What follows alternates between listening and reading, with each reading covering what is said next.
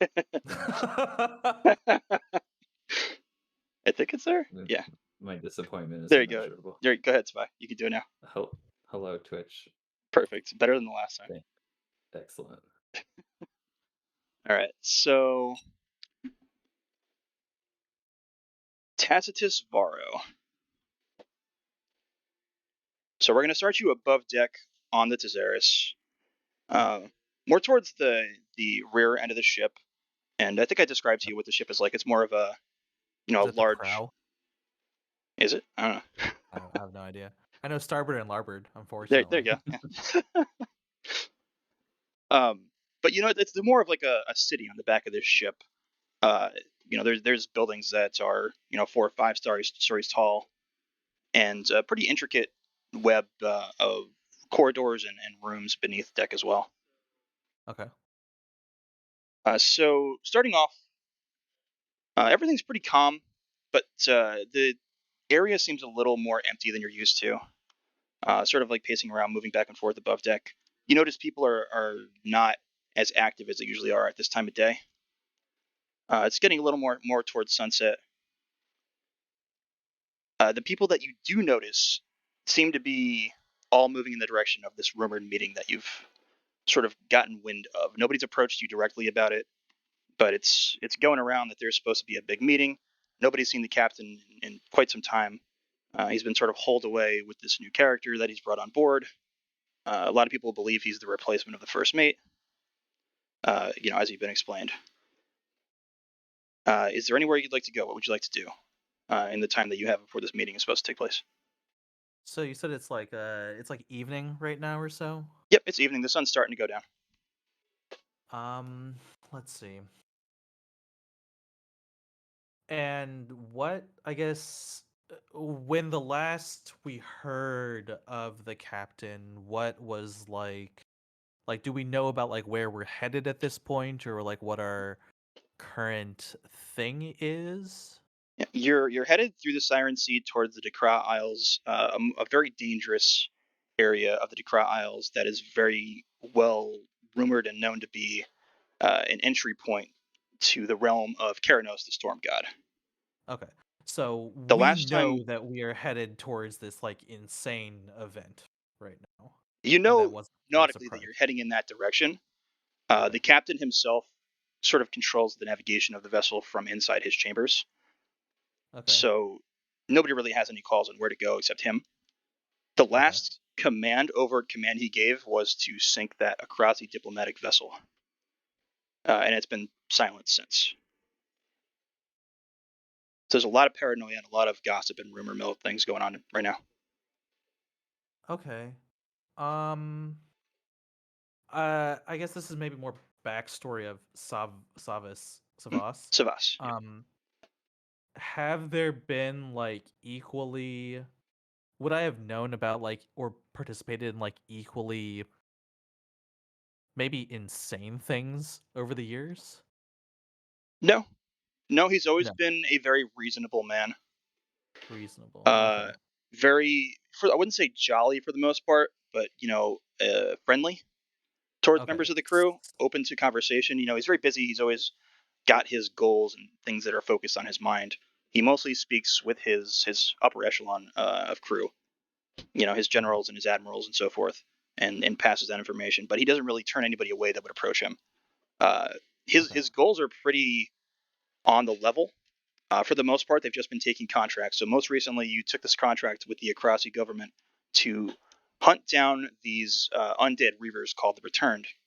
Uh, there's an individual from the city of Adunos called Timaret the Murder King, who is on a mission to basically wipe out anything sentient and alive, uh, Okay. and unalive them, in a never-ending hunt for the god of deception, Phonax, who hides from the gods himself and takes the form of living creatures, sort of walks the planet Okay. constantly. Yeah, I think I have enough backstory for there then. Okay. Um let's see. If I look out around like on the outside of the deck, like are there any other ships on the horizon? Does it look like there's any sort of like trouble brewing like near us? So, like stepping to the railing along the side of the ship, you notice there are a couple vessels in the back. You recognize them as ships of Ripley Vance, who's another one of the upper echelon of the crew. She was Right. a former fleet admiral. She brought a great number of ships with her when she joined the Theros, sort of Right. stripped them away from the polos that she was attached to. There's a couple of those trailing pretty far behind. They're not very close to the ship. Um, the direction the ship is going, you do see what look to be storm clouds Okay. growing on the horizon. I mean, I guess I would say like as a generally like maybe not very suspicious of things person, I would probably just be doing like I guess whatever normally like needs to happen like in like a rough sailing weather situation. Like I guess preparing like my own sort of uh I don't know, like quarters. I don't know how big like the ship overall or like the area that I would have is, but I guess Mm. it would be more like personal stuff, and then working on like I guess helping with like the rigging of the sails and stuff like that. The ship itself is Um, is pretty massive, so it's not Pretty anything much. that's going to get like rocked in a storm. It would take one hell of a Okay. storm to jar this thing. Okay. Like I said, it's So basically a small city. okay. Okay. So then probably wouldn't unless there's like There's definitely some things you can move about to prep. Your quarters would be below deck, uh, pretty close to where you are. yeah. Maybe I guess is there anything like I guess the point that I'm trying to get across is like I don't think my character would I don't think Tacitus would be going I don't think he really have any interest in the meeting naturally. He might like end up over there, but I think he would just be going about the day as if it was any other regular day. Okay, so he doesn't have any interest in a mutiny or the rumors of this mutiny or the meeting to conduct a mutiny. Um Let me think. I guess if there was rumors of a mutiny, yeah, he probably would head in that direction. Um I guess I yeah. That does make more sense, yeah. Okay. So do you want to do anything before you head in the direction of the meeting? Do you want to move around the ship? Do you want to question anybody anywhere? Do you want to sort of conduct any investigation of your own, or do you just want to sort of like I head mean, right in that direction? if Gideon, I would say like unless there's some I guess how would like in these other ships that happen, how do those like I guess other ventures get structured? It's like you have like one of the first mates or one of the like the elite crew who leads like a ship and other people and like has a certain group of people that work under them and they go off and do something usually, right? Yep, it'd be one of the admirals. Okay. If it's So more I of a mean, militaristic, there are generals and combat generals. So it sort yeah. of depends on what the mission is, who you'd be attached to, and each admiral in general has their own like attaché and people that they like to have along with them as well. Okay. I mean, I guess I would say like since I was thinking about like being like relatively like entwined, I guess, with like Gideon's crew, I guess I would say like or Gideon's side of things, Mhm. I would say that like if there was someone that I knew on the ship that was also like that I would have I guess Gideon done would stuff likely with or Gideon would likely be on deck, as oh well as Gideon some of is his here, right? commanders. Yeah. Okay. I thought when Spy said that they hadn't met them that you meant he wasn't on the ship at all for this Oh stuff. no. He got recruited to the Tezaris, and he's been with the Tezaris primarily for many years now. Okay. I'm gonna yeah, then Gideon would be who I would look for then. Okay. So you have a general idea of where to find him at this time of day. Yeah. There's a small tavern towards the front of the ship that some of the more prominent crew like to attend. Mhm. That's likely where he'd be. is it like a no one else is allowed here thing, or No, a just like this is just where they are? yeah, no, it's everything on the ship is pretty free. There's no, like, members only Hierarchy. areas. Yeah, Okay. it's Yeah, just then sort of where the more upper class crew like to hang out. okay. Then I why did my screen just shut off? Then I would say I'm heading in that direction, heading over to that bar. I don't think there would be anything that I would like do solo before that. Okay, If there's questions I have, then I'm going to him. okay. So yeah, so you make your way down. Uh, you see people moving in the opposite direction. Pretty much everybody's moving in the opposite direction towards what you can assume is that meeting that's about to take place that you've heard Mhm. of. I guess while I'm moving, I'm keeping a lookout for anyone that I would have recognized. I guess anyone that also I guess works with Gideon mainly, Okay, even if they're like moving in the opposite direction. yeah. So I'd say as you're going about, you do notice Spy's character, Elwyn Tempest, moving in that direction, a good distance away from you, but he's moving down in the direction of everybody else is passing. You notice his character. Hmm. Um, Another individual that you would notice heading in that direction is Mateus Delm, a known ally to Aldora Mateo, who's one of the more prominent fleet commanders, and very loyal to Savas. Okay. There's also a large female orc named Kaija Nectarius. Is she heading in the direction of the like the supposed meeting? Yeah, she's heading in the direction of the meeting. You know her as somebody that's connected to Galen Desma. Galen Desma is a very powerful military commander. He's not much of a seaman. He's more of a combat militaristic individual. So they send him in, and he leads military forces for the Theros primarily. Okay, I And he think I would. was an individual that was very much wanting to take that first mate position. I see. Kaija is known as like an associate of his. Okay, I think I'll like if how far away did you say she was? Not far. You're basically going to be passing each other. Okay. I guess I'll as I'm walking by like and I glance over at her, um I guess step towards her and uh what was her name again? Kaija. Kaija. I guess I'll call out to her. Kaija. She stops. You notice she has her hand on the hilt of her weapon. A little odd.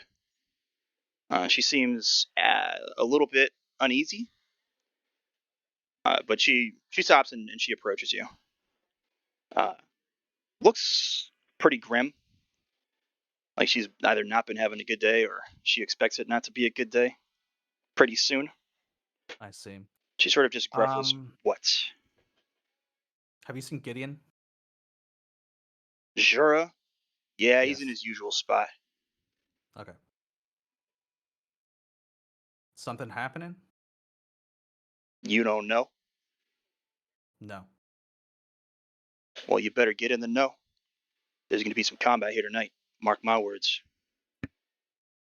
Hmm. I see. I guess I'll give her a nod and say, "Thanks for the heads up."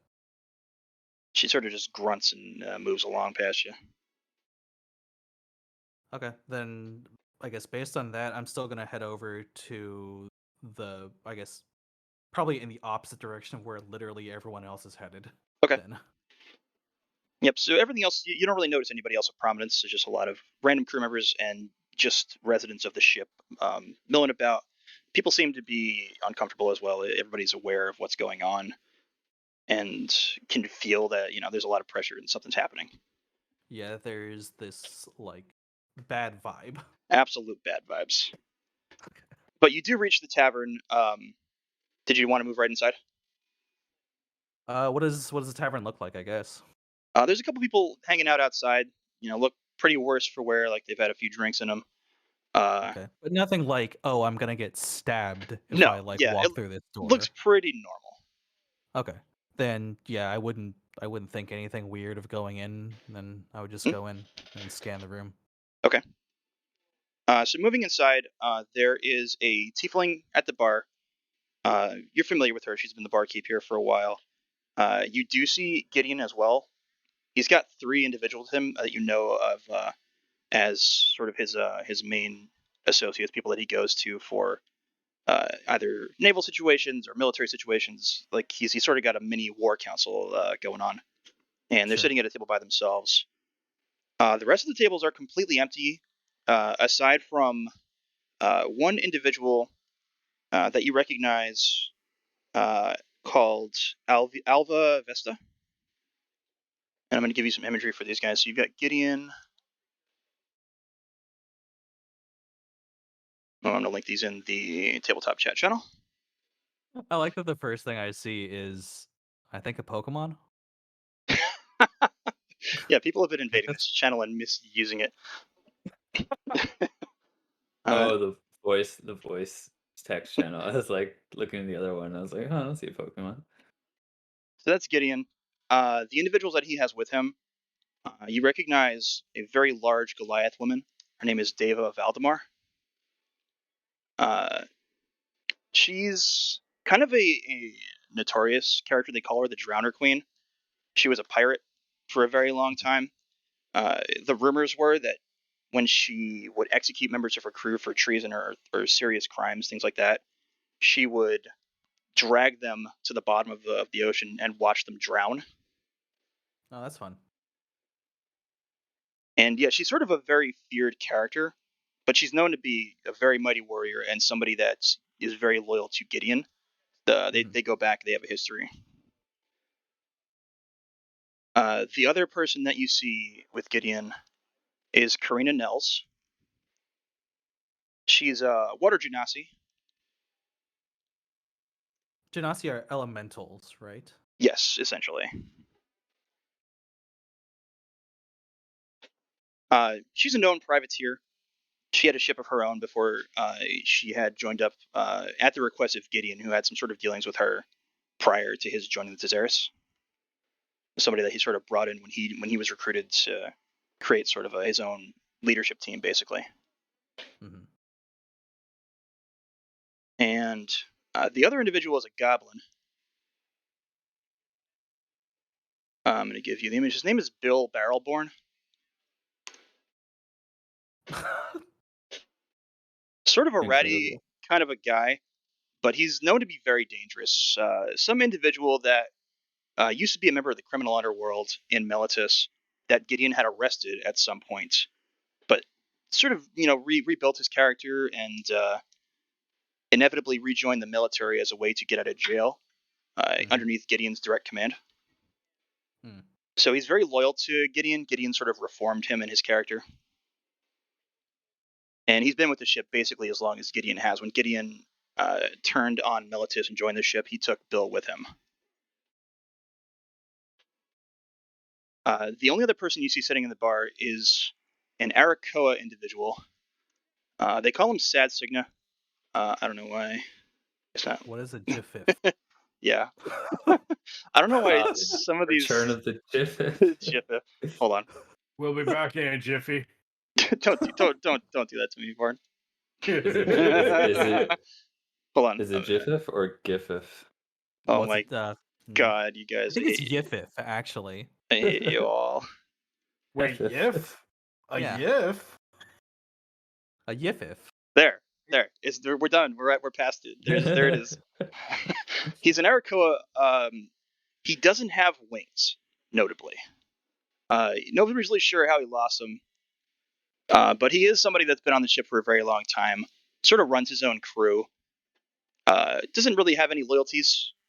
So he's almost like a merc between some of the other fleet admirals and generals. And Okay. they bring him on board when they need some extra support. And he's got a crew of like roughneck type individuals that he keeps with him. But at the moment, he's just sort of sitting by himself drinking. Nobody else is in the tavern at the moment.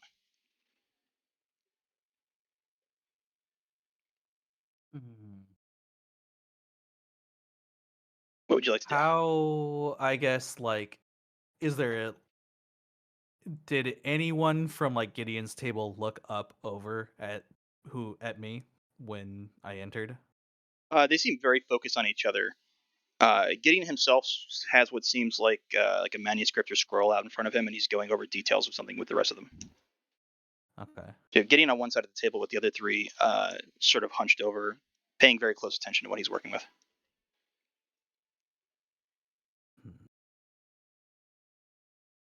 I'm trying to figure out if my character would understand that it's probably not the best idea to go and talk to them right now. I don't know. Yeah, it's up to you if you feel like you have the relationship with Gideon.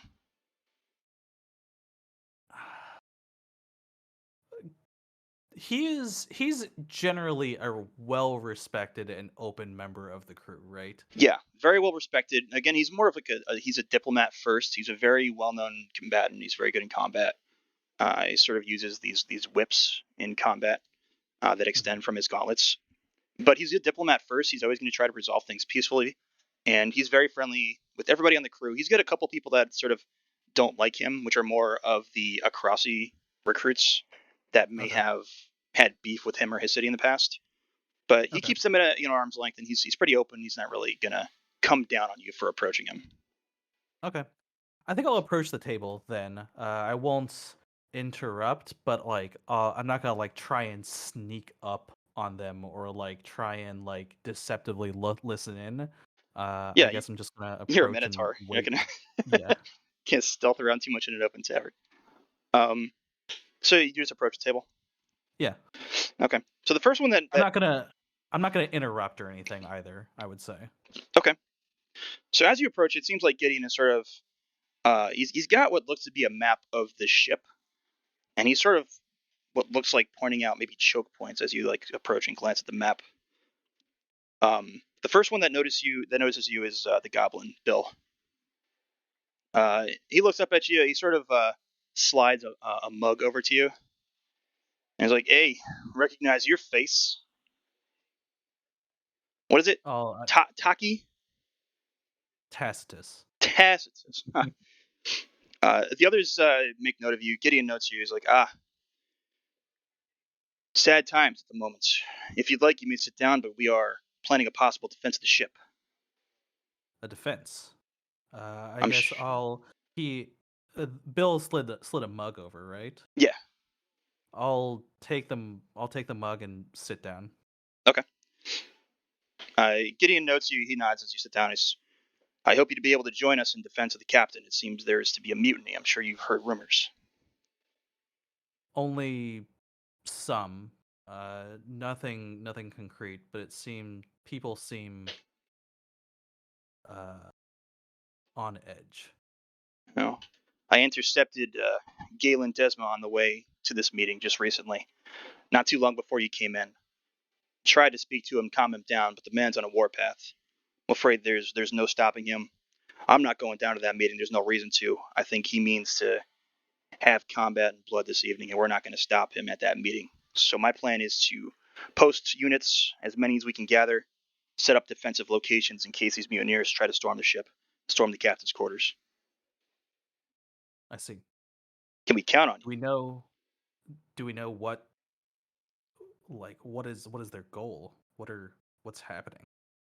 Just take over the ship? He means to storm the captain's quarters, force the captain to either listen and turn the ship around. I believe they might mean to fight and kill him. Hard to say. But I know Galen means to bust his way into the chambers. Unfortunately, we have no communication with the captain at this time.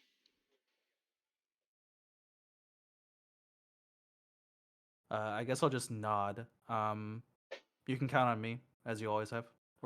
I'm here. He nods respectively to you, points to the scroll with the sort of like roughly drawn out map of the ship that he's prepared in front of him. He points at a specific location towards the center. It's one of the big squares. He says, up here, Bill's going to manage his unit. They're going to be in the windows of these buildings, and they're going to make ready to defend the ship and defend any unfortunate civilians that get caught in whatever this melee is going to take place. Unfortunately, with the nature of things, we don't know exactly who's going to take what side. So it's more going to be a wait and see situation. The fighting's going to break out, and I assume it's going to be quite chaotic. He points to another spot on the right side more towards the back of the ship. Says, I assume he sort of marks on the map. This is where the meeting's going to take place, and then sort of draws a line a little further up to a staircase that leads to the upper decks. And I assume this is where Galen and his men are going to come out, should they emerge from that room and move their way towards the captain. So I've got Karina, and he notes the Genasi, set up with a team of her own to try and defend that staircase. The Goliath is sort of just sitting there. Looks kind of pissed off. You can't really get a good read on exactly how she's feeling, but he doesn't mention her or plans with her. But he notes you. He says, okay, so your plan, if you do me so kind, would be to head here. He puts another X on the scroll, which is the first like larger civilian square where there's a lot of merchant stalls and things like that. Not very residential. It's more of a business area. There's a choke point right here, and he marks a location that sort of funnels in towards the upper area of the ship where the captain's quarters would be, which is like a big, wide open deck. And I don't know if I sent you the image of the Theros. I can send you the. I'll put it in here again as well, just to have a reference. But there's a large dome, and the dome itself is the captain's chambers. It's sort of always obscured by this large miasmic energy. It's like orange and black, almost fiery in nature. Okay. And it's sort of the magical area that powers the ship, so to speak.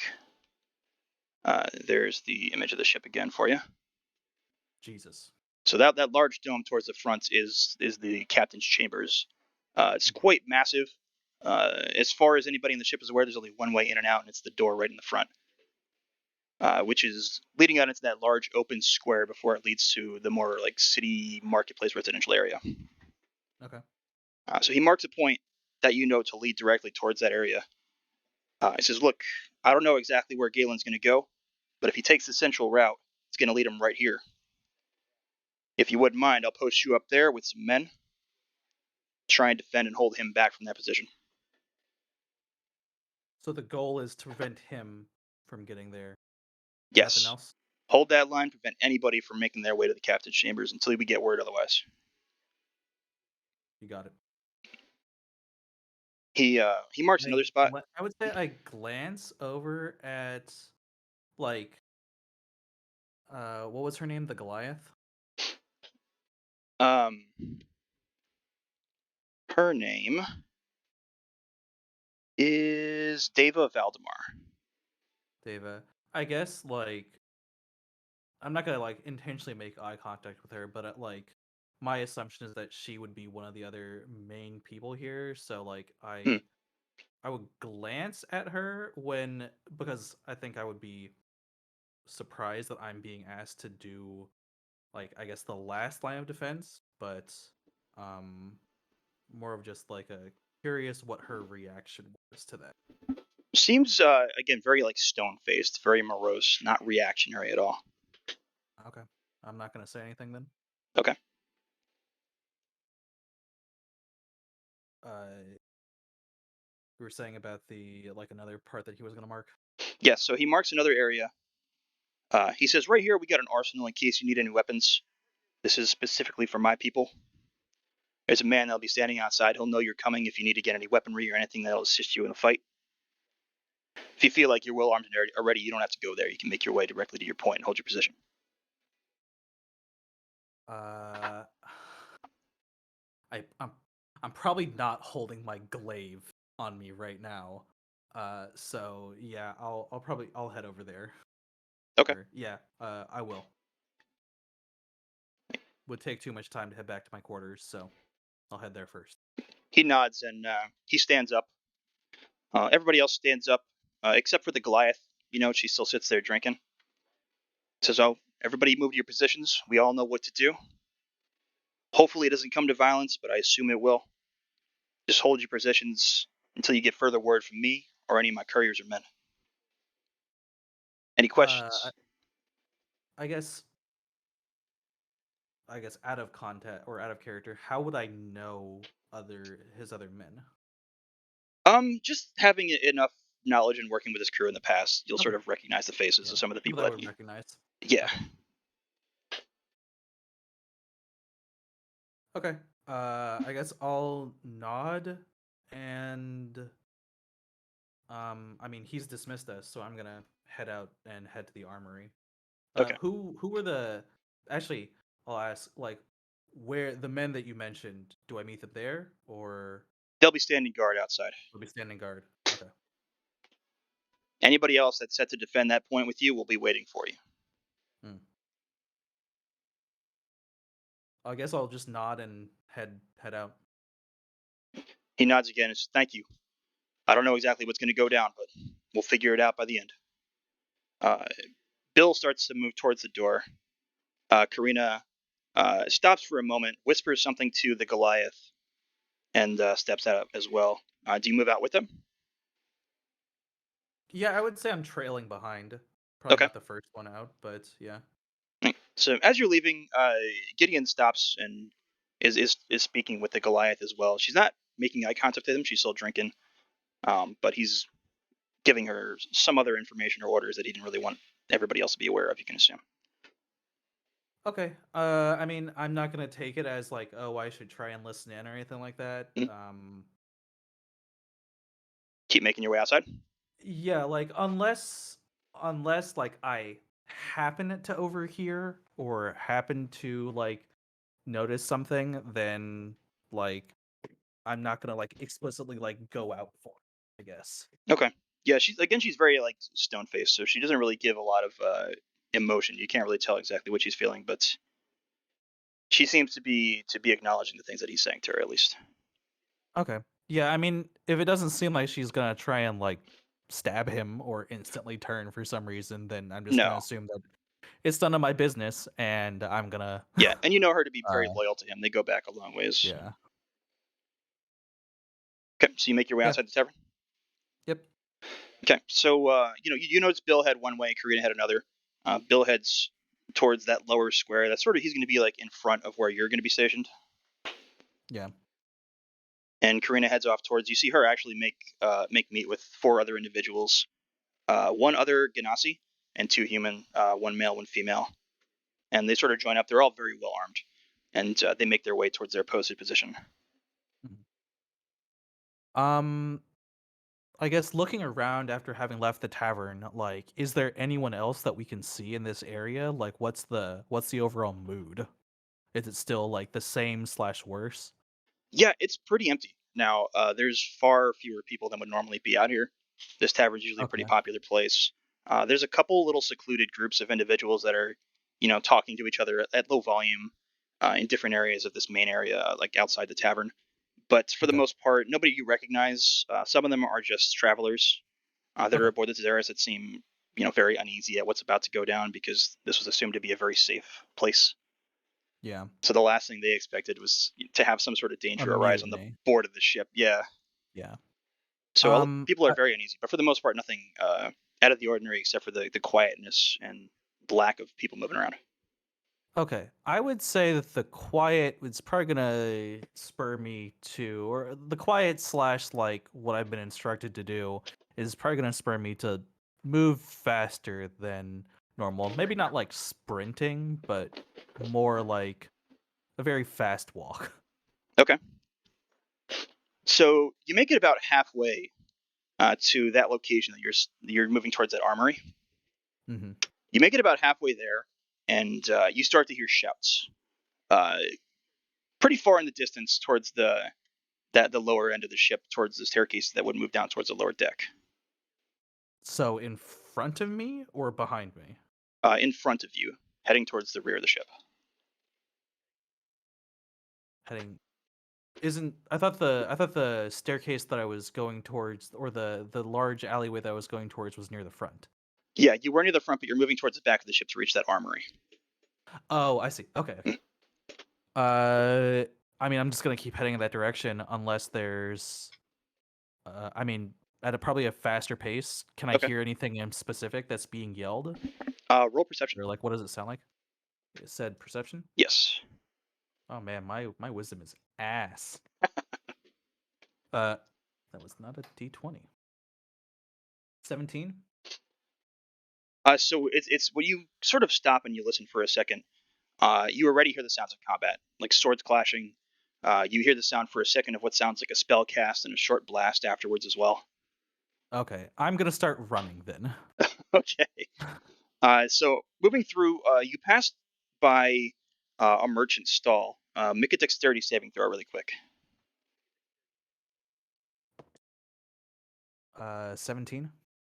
So the door crashes open in front of you. You definitely sort of are able to dodge to the side as the door swings open, and these two people come plunging out of the door, already locked in combat. It looks like the one had been kicked through the door, came stumbling out in front of you.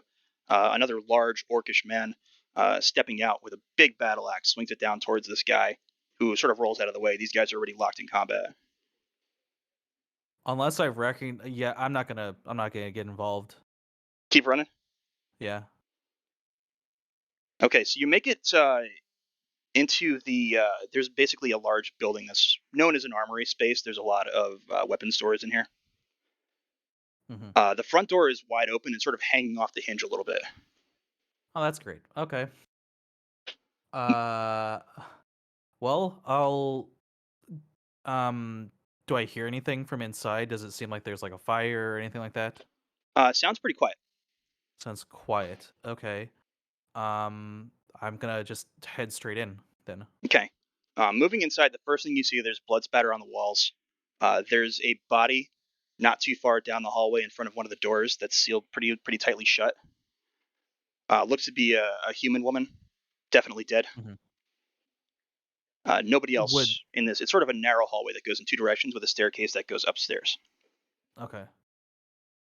Uh, so there's a narrow hallway and then a door and then two stairs on the other side on like other parts of the There's uh. a central staircase that would be out in front of you, and Okay. then hallways that lead off towards other rooms to your left and to your right. I mean, I'm gonna assume I've been here before at least once or Yeah, so. yeah, it's an armory space Um, that's pretty common for yeah. weapon storage and stuff. Would I know the woman? You can go check her out. She's sort of face down on the ground over there. Sure. I guess I'll. Uh, actually, I'm probably like unless like I can hear something. I guess I'll check to see if she's alive. Sure, Okay. but like unless it's like pretty obvious she's dead. Yep. I mean, as you approach, she's pretty obviously dead. There's a lot of blood. She's got Okay. a wound that looks like it was pierced straight through. She's got a wound in her back. Okay. I'm going to head for wherever I know, like, I guess, martial weapons would be, like anything like a glaive or spear or anything like that. But I'm going to try and go a lot quieter than I would normally. Okay. So you'd be moving up the stairs and down a corridor to the right hand side. Sure. I Okay. guess I'm not necessarily trying to sneak, but I'm just not, like, running in at full speed. Sure. So moving through just cautiously, we'll say. Yeah. You move the staircase. You don't really see anybody at a place. But getting up to that corridor, you sort of peek around the corner into the hallway that you know to be Gideon's force's main armory. Okay. The two individuals that would have been standing guard are both dead. There's three other bodies that seems like they were likely cut down by those two guards before they were felled, and that Okay. armory door is kicked wide open. Okay, well, I'm just gonna head straight, just go straight in then. Okay. If Yeah, it's if it already looks like this, then there's no sneaking.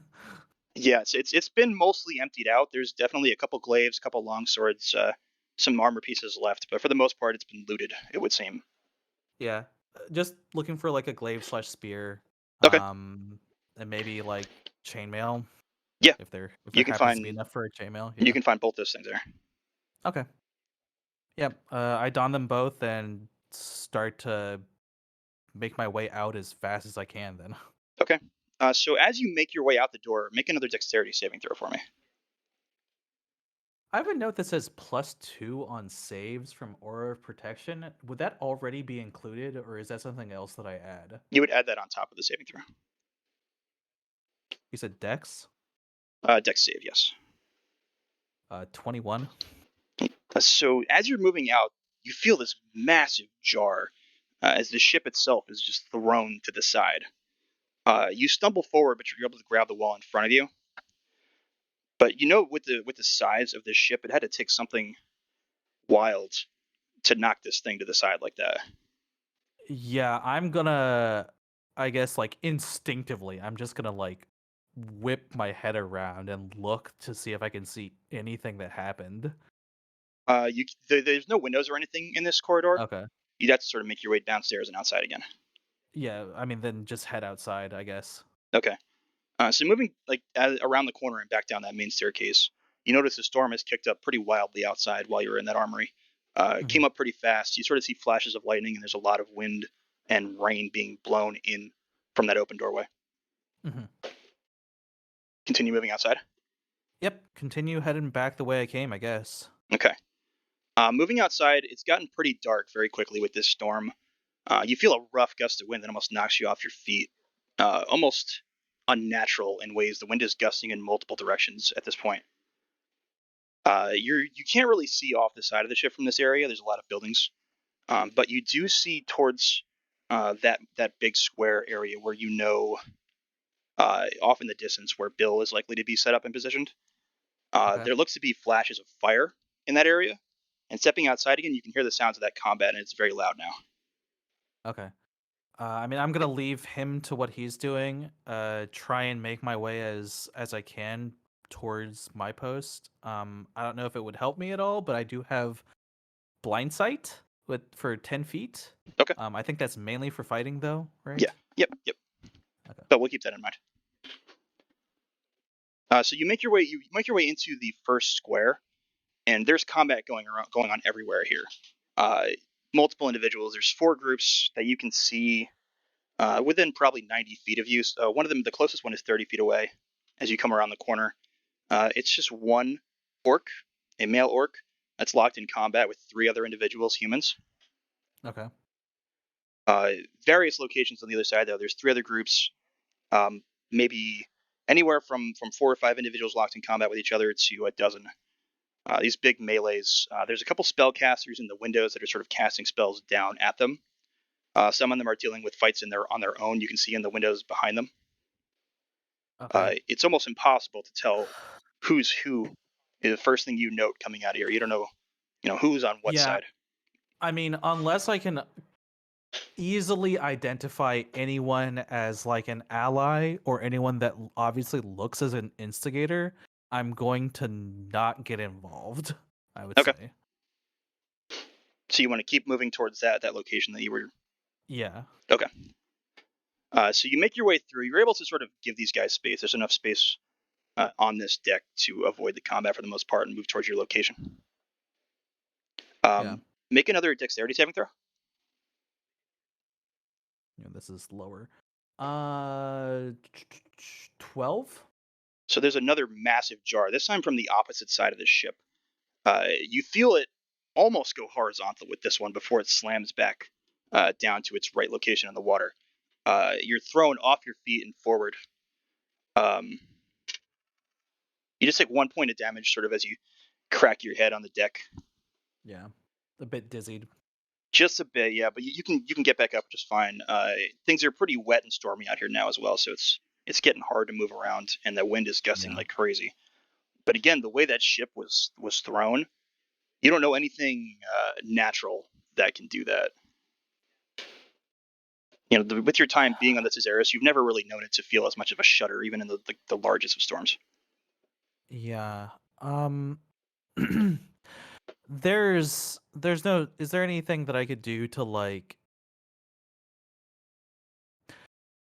what did you say the god that we're headed towards is called? Keranos. Theranos. Would I know what he's the god of? Storms. Storms. Okay. And wisdom. Well, I see. Well, I'm gonna say, well, that checks out, or that You makes can sense. definitely So, connect a couple dots. Yeah. yeah, even with my 8 intelligence, I can connect the dots. I guess I'm going to like take a moment to steady myself as I get back up and just, I guess, with a more grim / determined expression on my face, just head out. Is there like some I guess like rallying call for like Gideon's forces or anything like that like they would use to like sort of like identify each other? No. I mean, you've never had to defend yourselves against other people on this crew. So you up until this point have always been one force.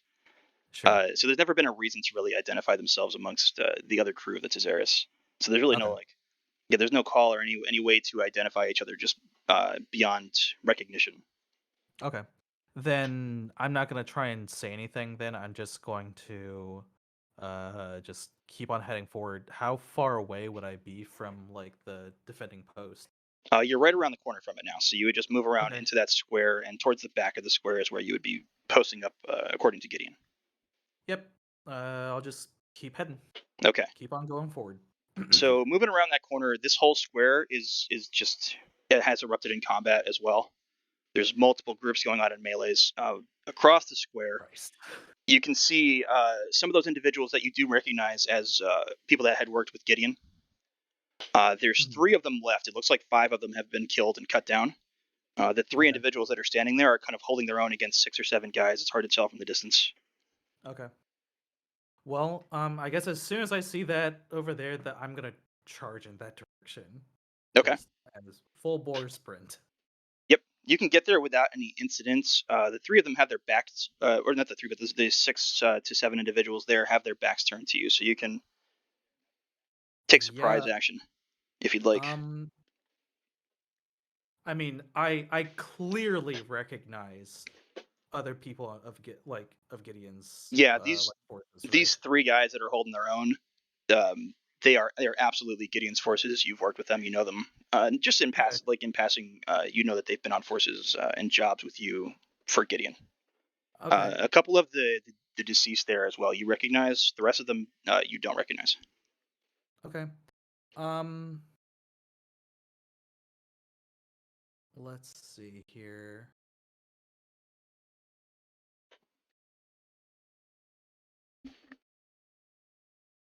I'm gonna say, just as like more as a flavor thing, I guess I'll say that I do Goring Rush maybe Okay. on them, which is just melee attack for horns as a bonus action. Okay.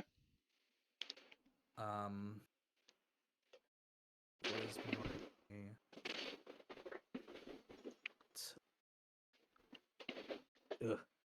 13 to hit? That's a hit. I mean, you're in there at their back, so Yeah. I'd say with this you can roll a couple attacks without even rolling. You can just make a couple attacks and hit. Okay. Well, that was 9 damage there. Okay. And then I say I'll swing then, just a normal swing with my glaive at like whoever's nearby. I don't think I have like a sweep. Okay. See So with the gore, you want to just attack one of the central figures, or whoever the first one, I'm assuming that I was just sort of like running full sprint, and whoever the first person I hit was the first person I hit. okay. Yes, you'll hit towards like the central area of the group. One of those guys. Do you want to glaive the same guy or a different guy? Let's say the same guy. Okay. Yeah. Go ahead and roll the damage for the glaive. Let's see. Glaive is...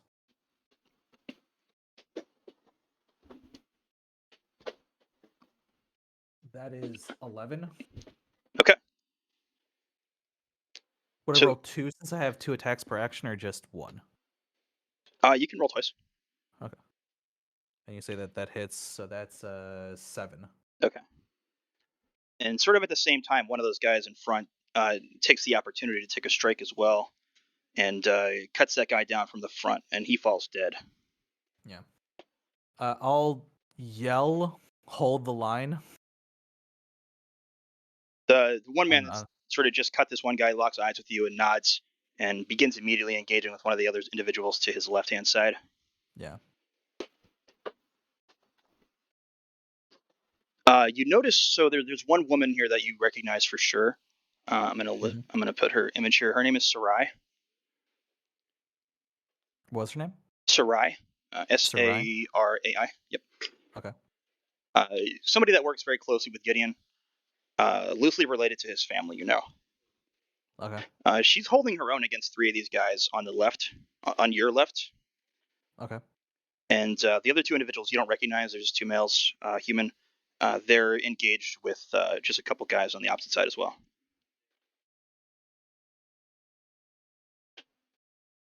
I guess whoever looks like they're in more trouble with is who I'm gonna try and help first. Okay. That Sarai is it more outnumbered, so you Okay. probably want to back her up. Sure. Yeah. Roll for attack. First, roll a quick initiative. We're gonna play this more fluidly, so it's not gonna be like a full initiative combat situation, but Sure. Where's my initiative? +2. just from my 12. records. Okay. And My bonus is bam. +2, by the way. Okay. Did you added your bonus to your roll, right? Yeah. Okay. I don't know how you resolve ties. So yeah, basically you'd be acting on the same. So if you're, if you and the individual that you're in combat with are acting on the same turn, I'd roll the attacks versus each other, and whoever had the higher would get the hit. Okay. So Sarai moves before you. She takes 3 quick attacks. She's got this long scimitar-like weapon. So she attacks 1 on each of the individuals that she's locked in combat with. All 3 of them are hits. And you're able to take an action next. Okay. I guess whoever is closest, I'll swing at. Okay. Go ahead and roll the attack. It'd be the person on your right hand side, basically her furthest to the left. Okay. That's only a 12. That's a hit. These guys are not very well armored. That is 0. Is it 0, 10? Or on a D10? Yeah, that's 10. Okay, so then that's 14 Okay. damage. Okay, so you cut that guy down clean. And I'll swing again since I have 2 attacks. That's So you'd be going for the next guy then, because you just killed that, my man. Yeah. Okay. That's a 26 To hit. hit. That's a hit. Sure is. That's an 8 damage. Okay. It takes a hit to the back. Wounded but still alive. And I'm gonna I'll still use Divine Smite there. So I'll use one of my spell slots to do 2d8 radiant damage. Okay.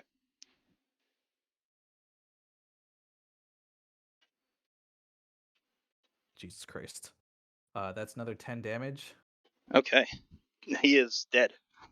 And then as I do that, I'll use I get Inspiring Smite, which I can give temporary hit points to people within 30 feet of me. Okay. It's 2d8 plus 9. Okay. 4 and 6. That's 19. So I guess like 6 health to the other 2, and then 7 to me. Okay. Got it. Anything else? That is all for me. Okay. So there's only one remaining guy that's locked in combat. He sort of backs up, making sure that he faces both you and Sarai. As you cut down those 2 individuals, Sarai just laughs and moves forward against this guy. The other 2 defenders cut down one of the guys that they were attacking as well. The last remaining individual on that side with them makes a swing, does connect with one of those guys. Doesn't kill him, though, just cuts him pretty badly along the shoulder. Sarai makes 3 quick attacks again. The first one he moves and avoids, but now that he's sort of cut between the 2 of you, he's sort of lost his footing, and she gets him with the next 2.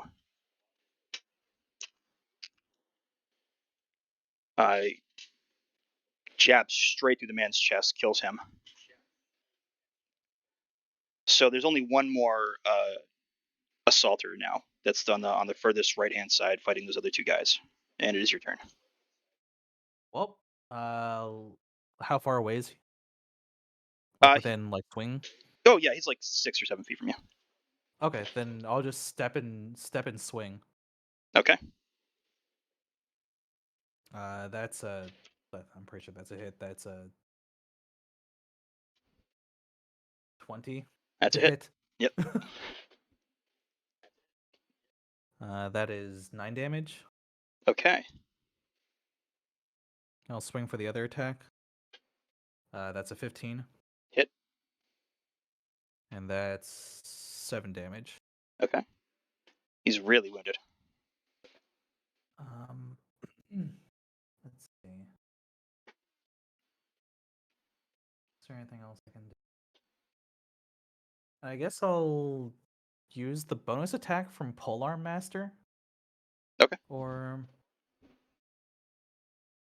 I'll use Hammering Horns, which lets me try and attempt to push target. So they need to succeed on a strength throw, a DC of 16, or else they're pushed 10 feet away. He rolled a nat 20. Oh, damn. Okay. Anything else? That's all my actions. Okay. So he's able to sort of deftly back up and avoid that. But your attack is enough of a distraction for Sarai on her action to move in and make 3 quick swipes with that blade. 2 of them connect. One of them's a crit. So she slashes first. He avoids it, but it's more of a misdirect, and she swings the next 2, gets him along the chest, and takes his head off with the last one. Jesus. So all the attackers are dead in front of you. There's still a lot of combat going on in front and behind. As you sort of finish this and she takes the head off this guy, she looks over your shoulder and her face goes very grim. You hear a loud like roar and cacophony behind you. Grim or like shocked? Like, oh shit. I'm gonna, I guess, duck and look behind me. So behind you, you see Galen Desma charging up the stairs onto the deck from below, cutting down what looks to be 2 or 3 guys immediately as he comes up. Behind him, there's just an outpouring of what you can assume are mutineers in support of him. Just 20, 30, maybe more coming up the staircase as well. They are Jesus all Christ. rushing for your position. How like wide is this staircase? The staircase it's all the way on the opposite side of this, so it's like maybe 160 feet from your location. You're basically defending what's like a central alleyway, which would lead right to the captain's quarters area. Okay. That alleyway is only about 12 feet wide. So you guys are sort of in front of it. Okay. Jesus Christ. Sarai sort of puts a hand on your shoulder as she moves up. The other 2 guys sort of arm up. They look pretty tired. Yeah. She looks at you. Says, "Oh." She's sort of out of breath from the combat, and she's looking at Galen. "I need you to get to Gideon and tell him what's going on here. We'll hold as long as we can."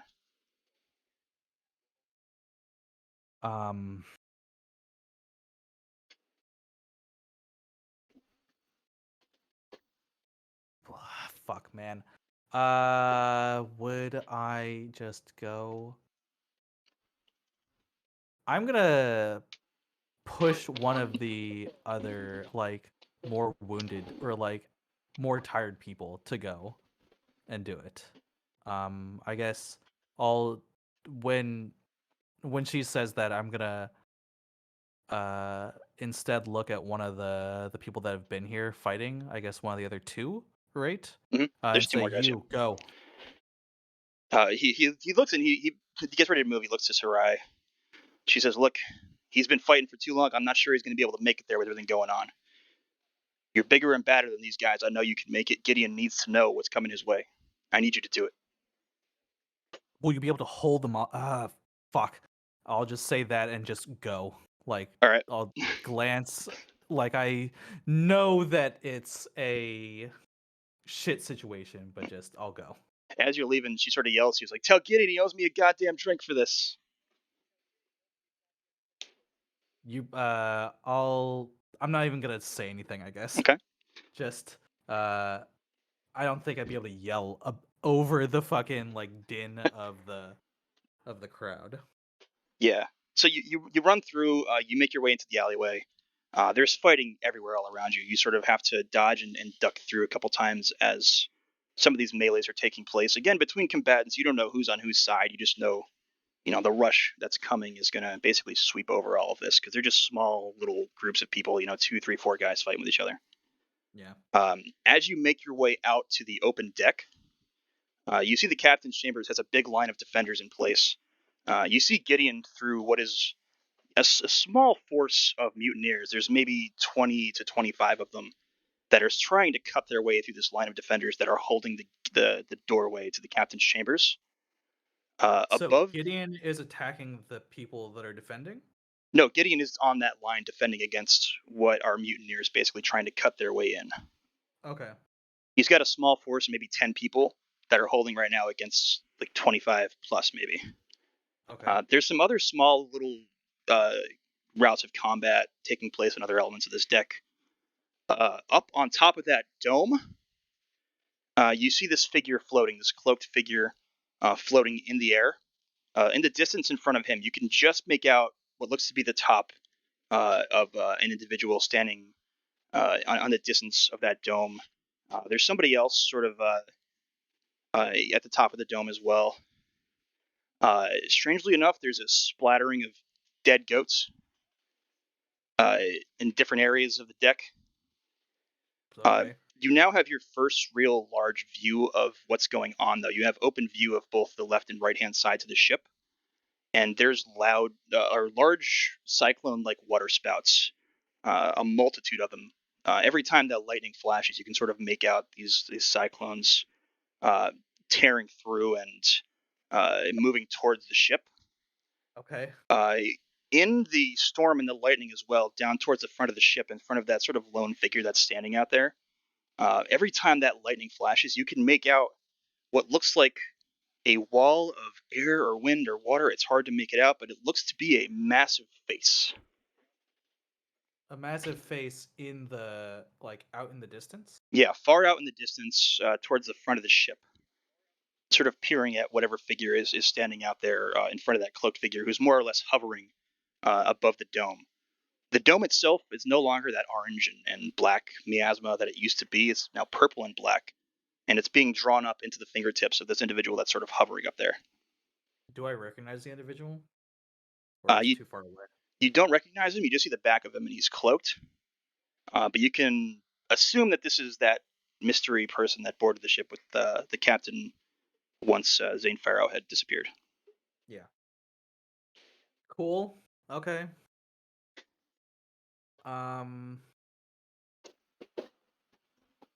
So when I left, you said that Galen, right? Yes, Or who's the main mutineer? that's Galen. And a bunch of them were charging down at us, or at that corridor. Yeah, you have no idea how many, but 30 to 40 plus. Okay. Quite the And in force. front of me, there's on the order of 20 or so people, 20, 30 people maybe, that are also suspected to be mutineers. There's about what looks to be 25 in front of you that you can guess based on the distance and what you're looking at. Okay. Attacking what is Gideon and a sort of lined force of maybe 10 other people with him.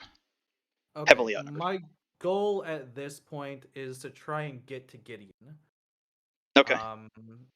Not necessarily try and eliminate everyone in the way, just make enough of a path to him so that I can warn him. Okay. Warn him and then warn Savis. Okay, so you just want to make an open sprint towards that group? Yeah, make an open sprint / I'm not gonna like avoid people, but like my goal is not kill people right now. Gotcha. You just want to get to him and deliver the message. Yeah. Okay, so you basically you open up, you sprint straight through. Make a dexterity saving throw at disadvantage for me.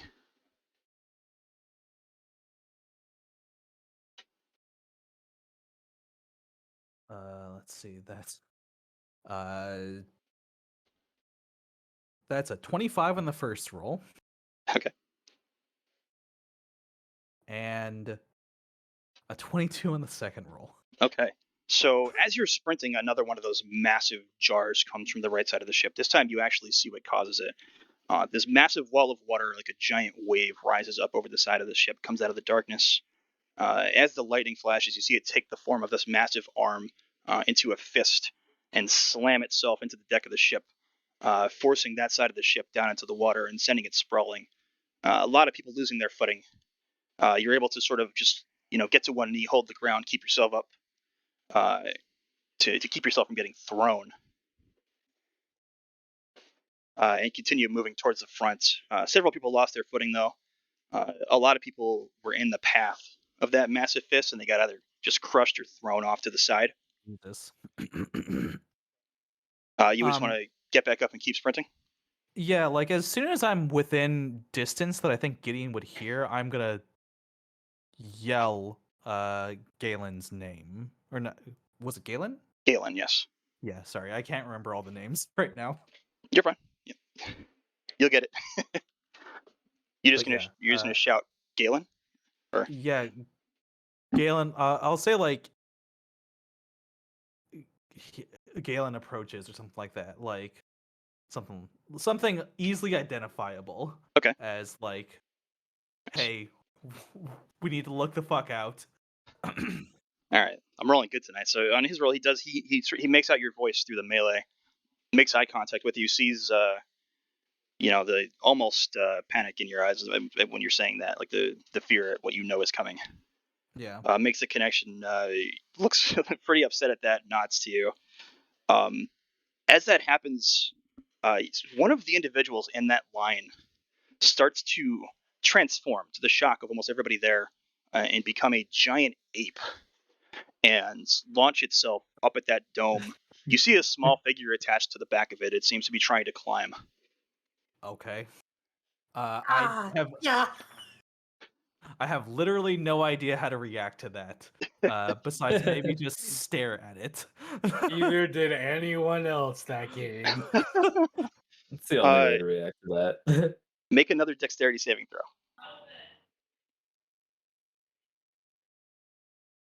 Oh my god, it keeps rolling off my fucking desk. Oh no.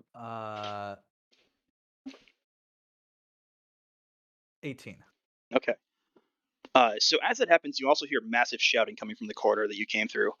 Behind you, you see Galen come through. He's got a horde with him. They're passing directly into the square.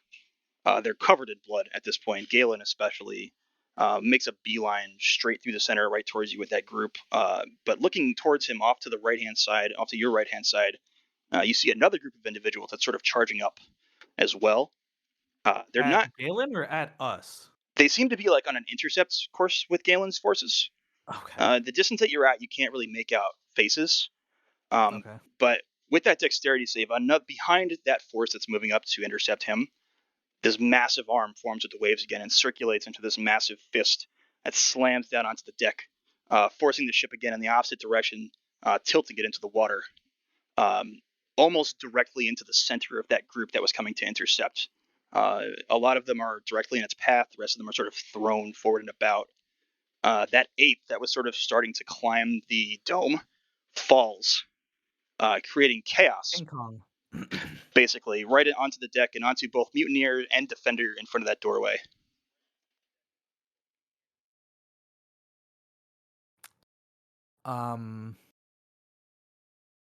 What would you like to do? I guess I'm gonna approach. Jesus Christ. Try and approach like where Gideon's last defenders are, get up there and try and like prevent whatever other like chaos is gonna happen. Maybe Okay. So like go ahead. yeah, just get closer, I guess. So with the chaos of the rocking of the ship and everything, a lot of people have fallen over. So there is a path that you can sort of move through. Um, as you make your way through and you make eye contact with Gideon, who seems exhausted, he's also covered in blood. There's several bodies lined in different areas on both sides of this, people who have fallen in Yeah. combat. As you guys sort of make eye contact, before you can even say anything, you feel the ship from the front pitch up. You feel it being dragged out of the water at this point, basically, raised up into the sky.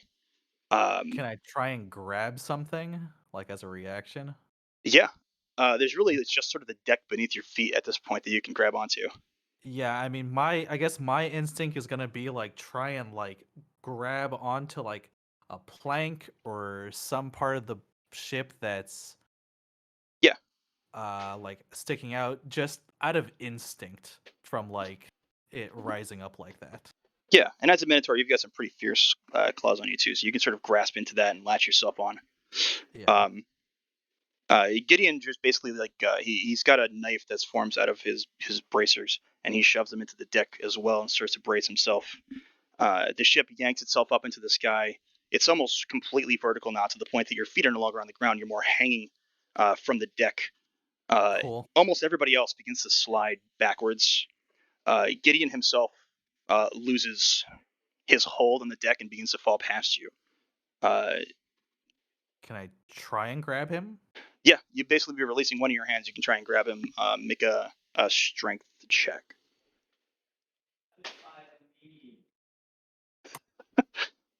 Of course I roll worse now. 17? Okay. Yeah, so you are able to sort of grab at his hand and hold on to him. Yeah. The ship itself, you sort of looking backwards, you see it raising up into the sky. You see the oceans getting further and further away behind you. Maybe this was a bad idea. The ship starts to turn until it's almost completely upside down at this point, and this thing is massive. So there's pieces of the buildings and things crumbling off. You see crew members and just civilians alike just falling into the darkness below you, and you start to see what looks to be a massive whirlpool form below the ship. What looks to be not just darkness, but it looks to be stars, like you're almost looking into the night sky in that pit. The Cool. water itself begins to pour down into it. Make one more strength check for me.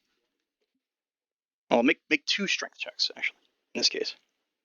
Okay. This is hey, math. This is 25. Okay. And this is 21 plus 2. That's 23. Okay.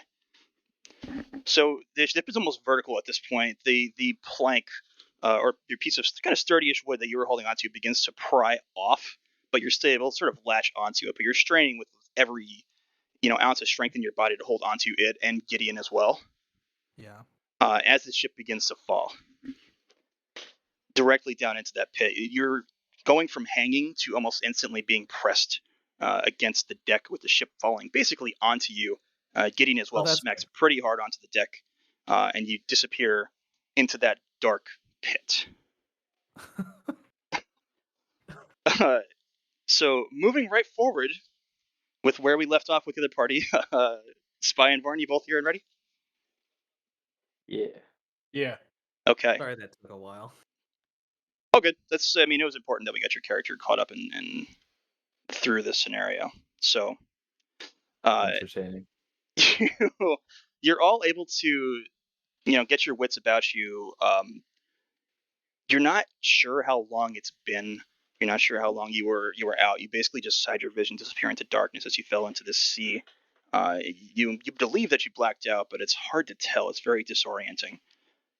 Waking up, rolling onto your backs, you're immediately thrown because the sky above looks to be crashing waves and ocean. There's an eerie silence. Looking around, you seem to be on the deck of the Theros, but it looks different. It's very gray and old looking. The dome that was formerly encasing this miasmic energy is cracked. There's a lot of holes. The big majestic doors to the captain's chambers, these double doors, look old. One of them is like cracked and creased open, but there's no light coming in there. The glass itself is sort of glazed over, so you still can't really see very well inside, but it looks dead for all intents and purposes. Gideon is still latched onto you, Tacitus. Starts to release your grasp and begins to stand himself up. Crix and Elwyn, you both sort of get yourself and your wits about you as well, and you notice these things. You notice these faint green glows off the inside of the ship, things that we had mentioned last time. I'm gonna run to the bathroom real quick. Okay. I think we left off. You guys had spotted those ghostly vessels off in the distance as well. I believe so. Galen laying on the deck unconscious. There's maybe 24 other crew members sort of scattered about, getting their wits about them. What would you guys like to do? I'm gonna stand up and make sure that I have my blade and other things all on me. Yep, everything is still with you. You don't seem to have lost anything in your journey, so to speak. And I'm gonna take a second to just like do a quick scan of the situation around me. Just see like if anybody died from that transfer or Uh, um there's several motionless forms that are just sort of laying on the deck. You're not sure, in what state they're in, if they're dead, if they're unconscious. But about half of them are just sort of laying there at the moment, with the other half sort of getting up and moving about as best they can, taking in this sort of strange new circumstance. can I spot the captain or his first mate anywhere? No sign of the captain or his first mate. Looking up towards that dome, there's nobody up there. That same massive cracked hole is still up there. That individual had, you'd assume, crashed out of, but no sign of them anywhere. I see. Okay, I'm back. And beneath the ship, we're no longer like on water. Now, looking over the side, the surface just looks to be the night sky. It's glimmering. You see nebulous forms as well, and like what looks to be deep underneath. It ripples like water would, but otherwise, visually, it just appears to be the night sky. The Glimmering sky is stars. now the sky is now the sea, and the sea is now the sky. Yes. How strange. I'm gonna look to Crix and just say, "Are you all right?" Uh, out of instinct, because we were plunging into a void that was down below the ship, right? Where Yes. the water was. Upside down. Um, Crix has basically wild shaped himself into a fish.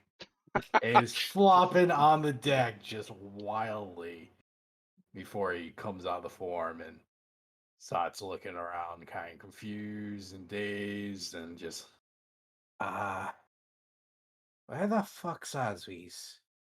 Elwyn, when he looked over to ask Crix if he was okay, was like shocked not to see him, and then looked down to just see a flopping fish on the deck, and was just like, "Huh."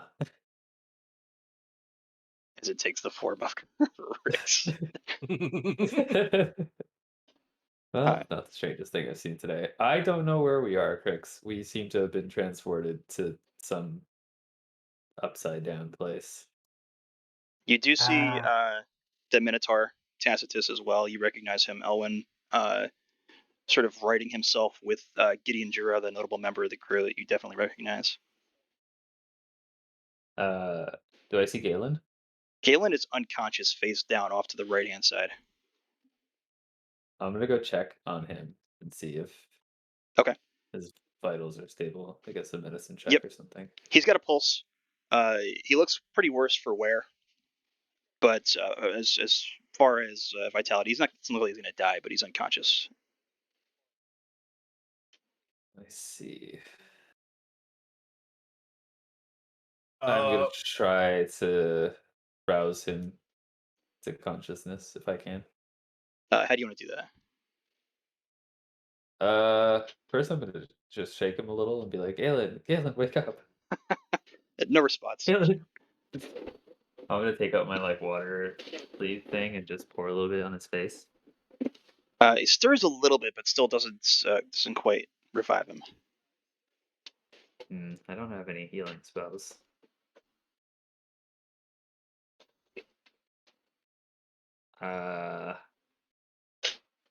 Let's see. Anything I can do. Tacitus, what are you doing here? You said Gideon was alive Yeah, also? yeah, he got himself to his feet with you. He's sort of bewildered at the moment, trying to understand what the hell is going on, taking the surroundings. He I gets think he gets that like element of military commander where he gets his wits about him pretty fast, but for a moment he's thrown. yeah.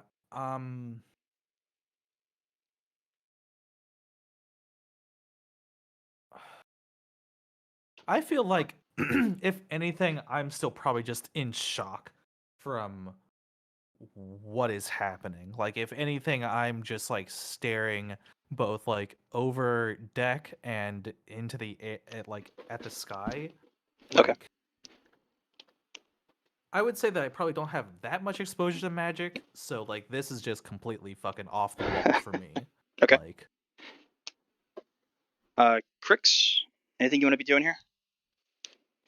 Yeah, I want to be standing up and basically looking around at wherever the hell this place is, but more so at like the boat, the condition the boat's in, where people are, if people are dead, um, who's still standing and shit like that. Okay. Yeah, there's a good number of people that are either unconscious or dead, lying in different states about the deck. Looking at the ship itself, it looks like it's the Theros, but everything looks like it's aged almost. Like the wood looks older. You look down at your feet and you sort of step, it creaks in a way that it obviously shouldn't, for being as well maintained as it was. It's like it feels like it's like you're not sure exactly why, but the ship has aged. Uh, oh, sorry, go ahead. uh, can I like to possibly do one or two checks. Can I do a nature check to see about the Agent Wood as well as Arcana? Okay, yeah, go ahead and roll the nature first. So we're it's been a while since I've used this. Where's No worries. While that's happening, Bird, are there any like creatures around? What do you mean by creatures? Any animals? No, not that you can see. No animals. Okay. Are you looking No for something in insects, specific? birds, birds, Yeah. fish, anything that is alive and not human. No, yeah, you don't hear the sounds of birds. Everything is eerily quiet and silent. Um, Okay. every so often, you feel what is almost like an unnatural light gust of wind. Um, just blows through you, maybe for a second or two before it stops. Um, doesn't Okay. feel right. But yeah, Did I looking into the Starsea, you don't see anything of like sea creatures, and you don't see any birds in the sky or hear them. Okay. when so I go ahead. okay, so nature check is 21 Okay, and Arcana is 26 in that 20. okay. So with the 21, you sort of reach down, you feel the wood, you call upon some of your more druidic knowledge to connect with it and try to get an understanding of it. It's unnaturally aged. It's hard to tell exactly for how long, but just like getting the best assumption that you can with the information that you have available, looking around you, looking at the dome as well, looking at the structures.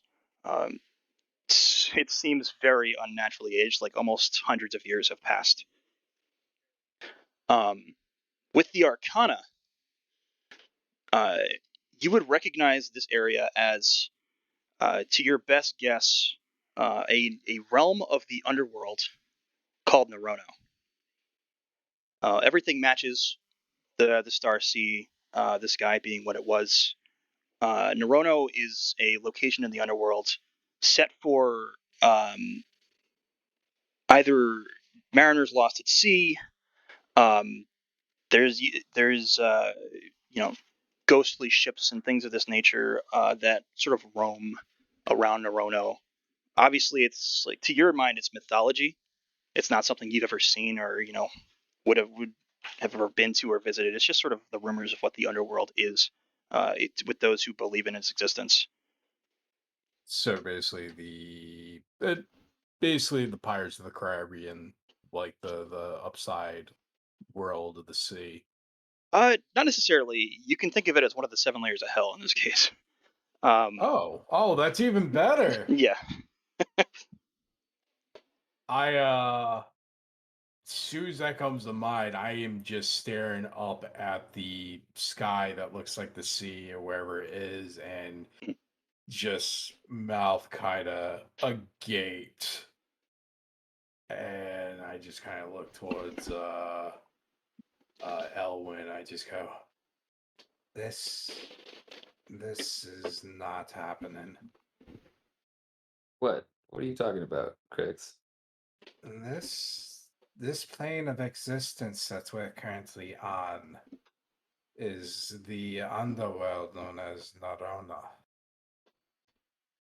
You're saying we're in the underworld? Yes, our realm of it. I don't like that at all. Gideon Actually, Gideon hears the mention of Narana and the underworld, and he looks to you, Craig, and says, "I believe the Dragonborn is right. I don't know how, but it appears we've been dropped into the realm of Narana." I look at Gideon and I say, I don't believe we've had the pleasure. He doesn't make eye contact with you. He's still just sort of taking in the sky and the sea, almost like he's doing an analysis. Is Gideon Jura? The name's Owen. This is my companion, Crix. Seems like there's things much more important than the situation that we were just going through on the ship at the moment. He looks around at some of the other people. He's like, I don't think anybody has combat on their mind right now. Yeah. And then Owen's gonna like sort of uh like raise his voice at the crowd and say, "Bring the wounded over here. We need to get a count of how many people are wounded, and we need to start helping them. Everybody start moving." Some people acknowledge you, but they're in a very bewildered state. Others don't even seem to notice your shouts as they're just lost in whatever the hell is going on here. Also, Guda, were you trying to say something earlier? Oh, I was just gonna say like when I fell down, I guess, or like when we woke up, was I still like gripping that piece of wood? Yep. Yes. It is lodged in your hand still now that you finally sort of get your wits to take note. Yeah, I was just gonna offer that to Varn Um, yeah, to what's I can't Crix. Crix to Crix since he was looking at the wood also, but that's passed, so it's fine. No, you can go ahead and hit to him. So, Oh, I mean, sure, yeah. yeah. I'll Uh, I'll say that I noticed that he was like maybe looking at the wood yeah. distinctly, and I'll just hand it over essentially. So Crix, as Tacitus hands you this piece of the ship, it doesn't match the deck below you. You notice this wood is more what you'd had expected and what had known the Theros' state to be in. Um, much newer and better well kept than the deck below your feet, which is much older. I'll just kind of look at him for a moment, and then the piece of wood being handed to me as everything's just kind of swirling in his mind, and just is this on this ship as well? Oh yeah, and I point over like if I look back to where like I guess me and Gideon fell, Mhm. is there like a hole there specifically? Yep, pretty much Yeah, matches the piece that you had in your hand. I'll sort of like motion backwards over behind my shoulder, uh, from there. Ah, So, if you were holding on to this piece and it didn't age, interesting. Gideon notes you all. He says, "I'm going to go and move off and try to assess the dead, see if I can assist the wounded." Elwyn, Before he, go ahead. yes, I was gonna say before he leaves, Elwin's like, "Wait, I have a question that might be important Mm. at this moment. He nods to you, waits for the question. Do you happen to know just how old this ship is?" The Theros. Yeah, Nobody knows exactly how old, but if you ask me, thousands of years. I see. Interesting. Is that all you wanted to ask him? Yeah. He nods and moves off. Roll perception for me, Elwyn. Perception. Yes, please. 19. Okay. Do you feel a pull? It's strange. It sort of reaches into your minds and directs your attention towards the captain's chambers. Uh, Looking in that direction, you hear what sounds like a whisper. It's familiar almost in a strange way. Ah, I have a question. Sure. For Galen, who is still unconscious. Yes. What type of character would I know him to be? Very blunt and loud spoken.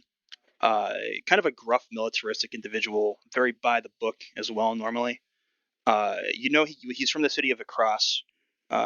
He was a major general there, fought in many battles for Across, was one of their leading individuals that would move forward and sort of expand territories and Sure.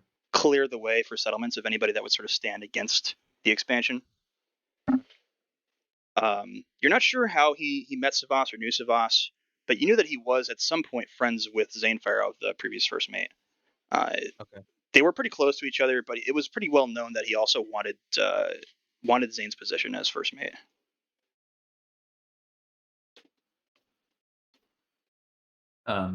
Okay. Very prideful kind of a guy as well. Okay. Mainly I'm wondering well, how much of a threat is he to Gideon and the people that were just fighting? I mean, if Um he wakes up and decides that he wants to throw down, he's a threat. yeah. Given the situation, you're not sure what he'd do. Yeah, pretty much I'm wondering if my character would think that he would be insane and continue his um like his attempt at this coup even in this situation, Um, or if I think he would be roll reasonable. roll insight.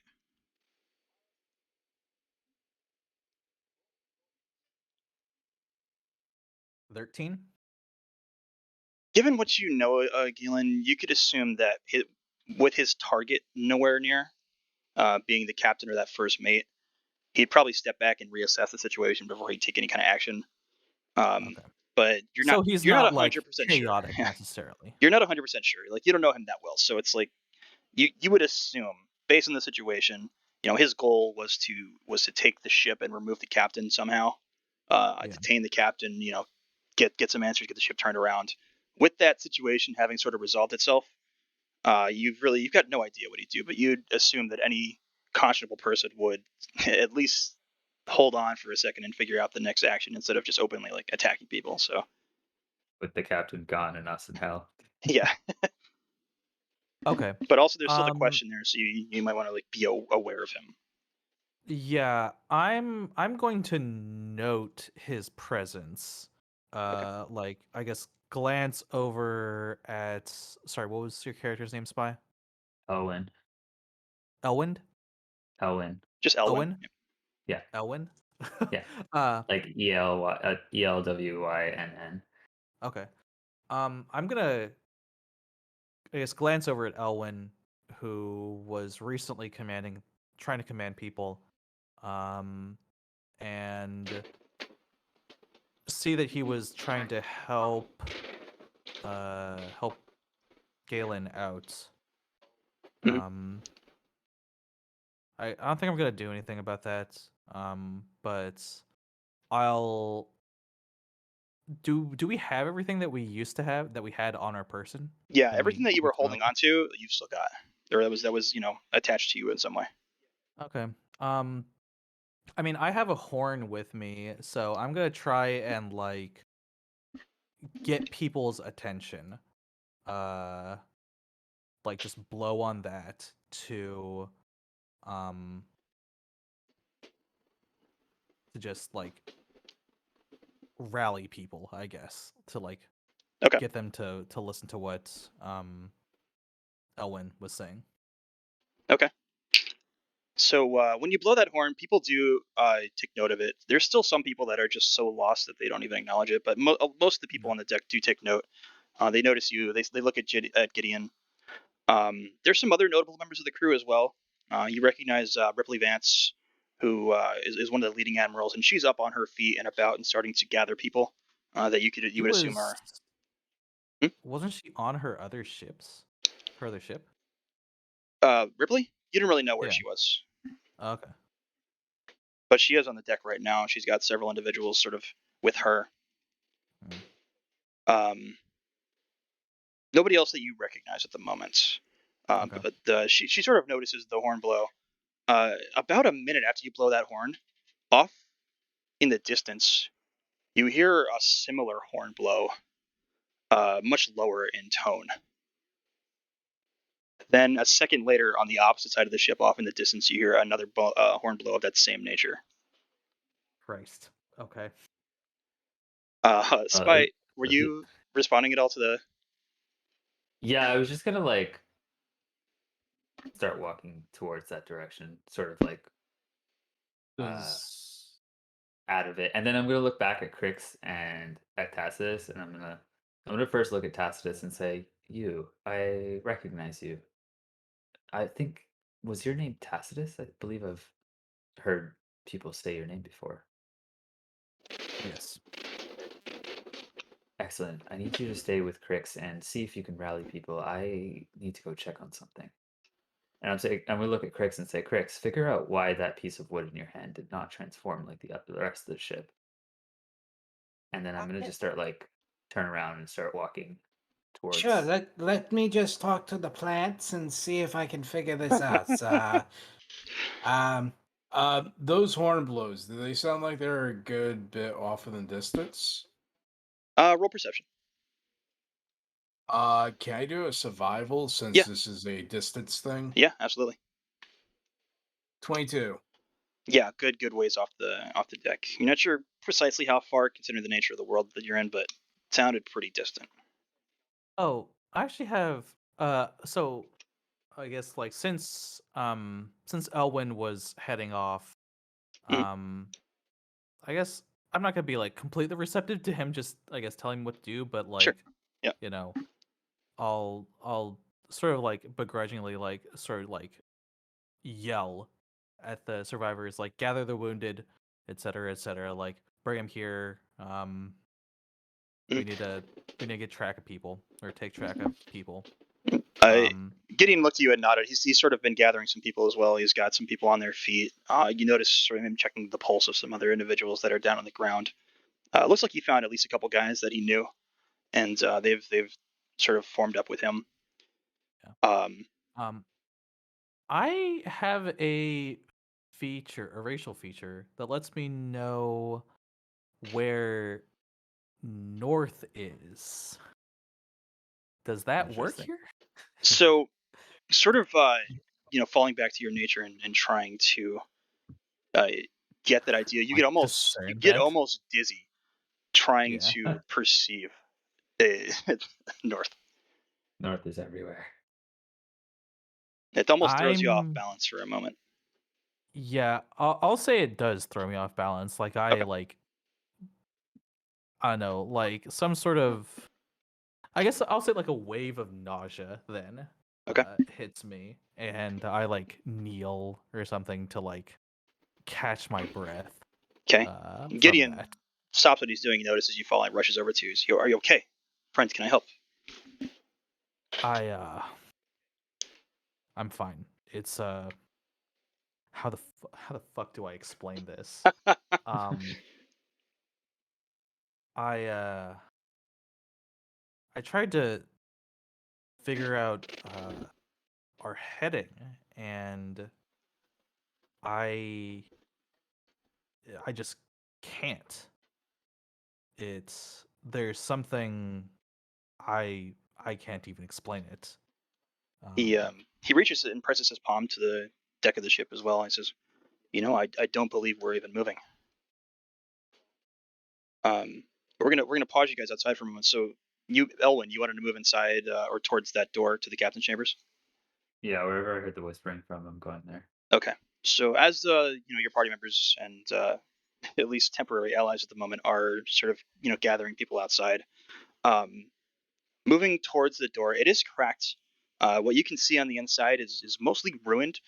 Everything looks very old. There's a lot of what looks to be display cases and shelving along the sides of a massive chamber. You can't really make anything out without going inside, though. I'm gonna go inside. Okay. Uh, as you enter, um, now you have a means of like communicating with your blade. Sorry? You have a means of communicating with your blade, your sun blade. Like with the blade? Or Yeah, with my with pact? with the pact, who resides in the blade. I think you mentioned or no. So the blade is like the connection. Okay. Um, I can communicate Right. with him Through the blade. when he wishes through the Mhm. blade. But the other feature that was given to me because of this is that I could basically transport myself into the sheath of the blade, Okay. Um, and it has like a extra dimensional space in it. uh, But yeah, his a- communication only comes when he wants it to. okay. As you enter, you you get the feel from that weapon, and you hear the voice of that pact, and it says something is here. You hear the whispering louder as you enter the room. Looking up, it's just darkness. You can't make out the top or ceiling of any kind. What you would expect to be the top of that dome. Uh, there are bookshelves along the sides, old and ruined, cracked with just dust and cobwebs caked over them, reaching into the darkness, disappearing into it. Um, as far as you can see, even with your extended vision. Um, the room itself, there seems to be what looks like a small set of controls at the far end of the room, maybe 200 feet from you at the entryway. Between you and there are display cases cracked and broken with all variety of items sort of scattered about. Uh, Gazing and just sort of getting an introductory look without really rolling anything specific, you get bad vibes from almost everything here. Uh, you sort of get the idea of where the whispers are coming from towards the back corner of the room. Can't make out exactly what or where, but Uh-huh. from the closest things to you, you see there are old blades. Many of them are just rusted and caked in dirt and dust and web. Um, there's things like almost crystal ball looking globes. There's tomes of all variety, pieces of armor, what looked like was collected artifacts of some kind. Uh-huh. Okay. Um, when I hear that voice, I look down to my blade and I see like on the sheath, I see the sigil on it start to glow when he spoke to me, and I look down in surprise and I say, "Pasha, is Something that is you?" very wrong. Huh. If you're choosing to speak to me right now, then there must be grave danger indeed. I look around the room, and you said that whispers are coming from the corner. Yes, from the back corner. Do I see any like open books or anything that might have been in the process of being read or utilized? The shelves themselves are filled with books. Many of them haven't fallen to the ground open. Several Right. of the display cases as well have just large tomes in various states of decay, either sitting, having fallen off stands. Some of them are still on the stands; they're just old and decayed. Others have fallen to the floor. Most of these cases are damaged and smashed. If there's any glass, it's gone or shattered on the floor. Hmm. Can I look at the artifacts or whatever items might have been held in the display cases? I just Yeah, want to see if I can gather some sort of any that I recognize, and then also like if I can discern any sort of connection between the ones that I recognize. roll investigation and arcana. All right, investigation is 14 plus 6. Okay, Should be 20. 20. And then 18 plus 6 for arcana. Okay, for okay. So So 20 for investigation, and then yep, 26.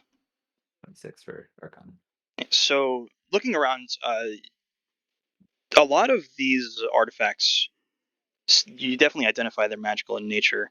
Almost everything in the room, you get the sense, has some sort of a vibe about it of magical nature. Uh, as you sort of focus and look to each one, you get a sense of unease about you that just grows deeper and deeper the more of them you sort of take in. Um, the nature of the room itself, uh, you get the sense that something magical took place here. Almost the echoes of some massive, long spent spellcast. Uh-huh. But you can make out amidst it all the whispers of this one thing, something that's almost calling to you, drawing you to it. I'm gonna walk towards that corner, Okay. but like with my, I'm gonna be like holding my hand on the hilt of my blade and just like ready for anything.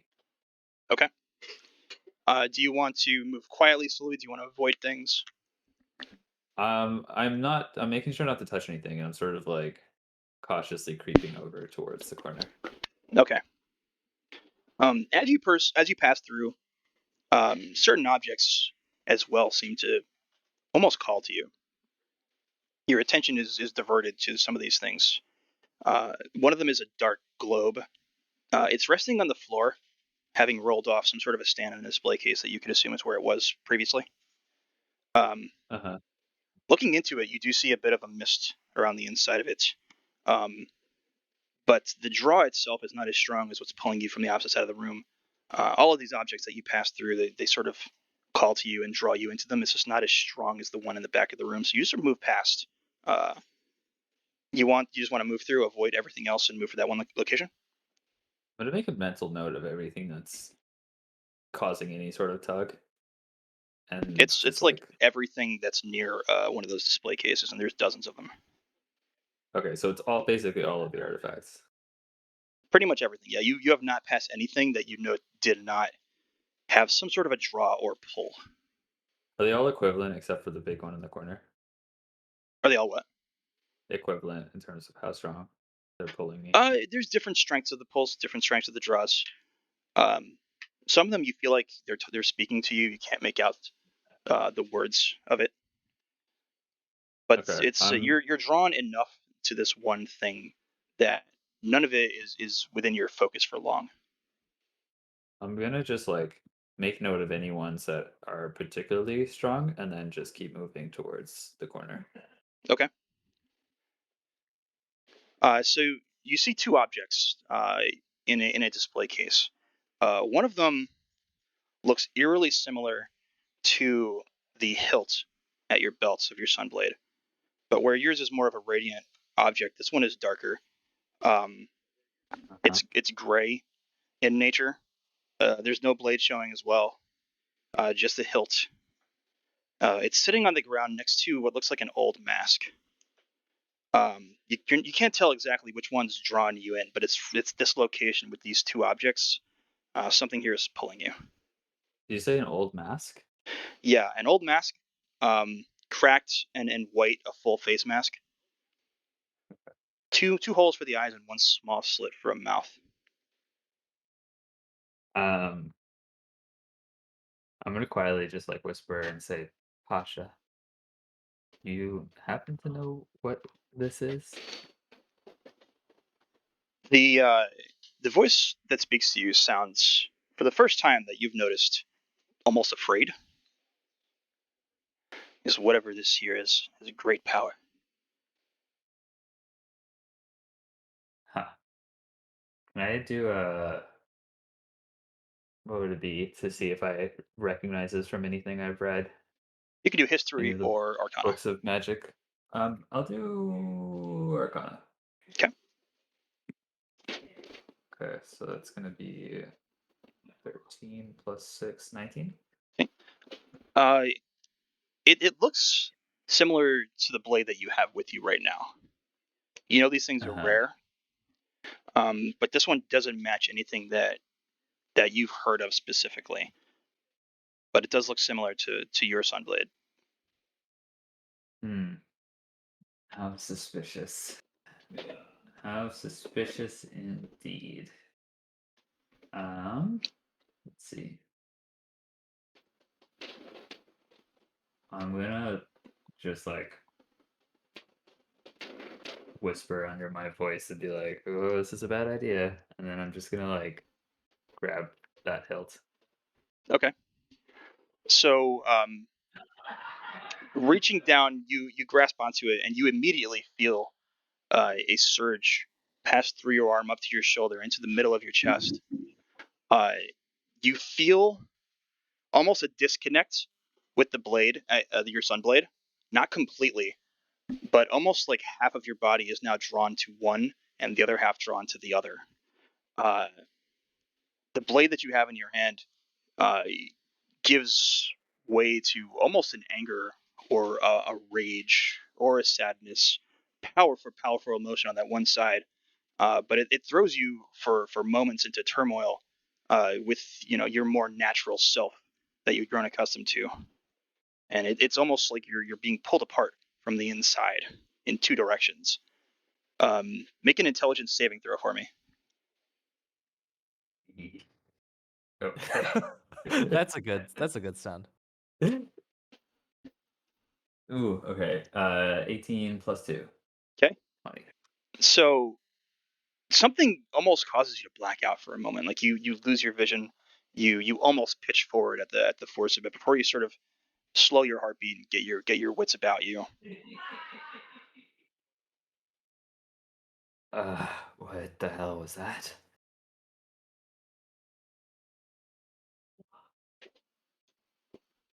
I'm gonna just like, am I still holding the hilt? Yes. Um, I'm gonna draw my other blade, the sun blade, Okay.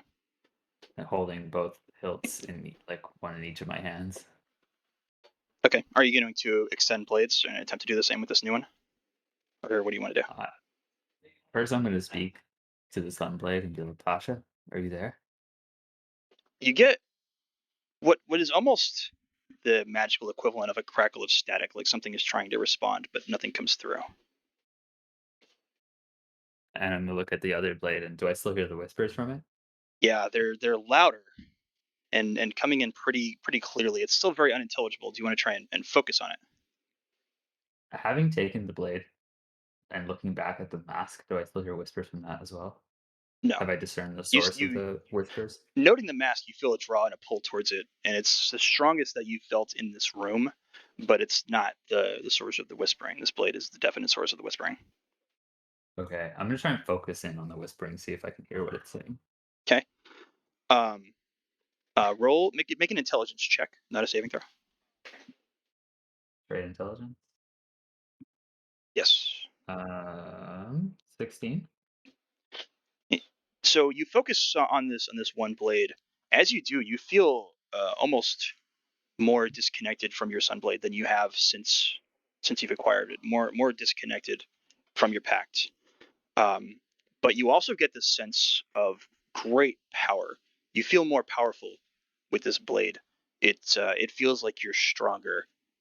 You're almost proud to hold on to it.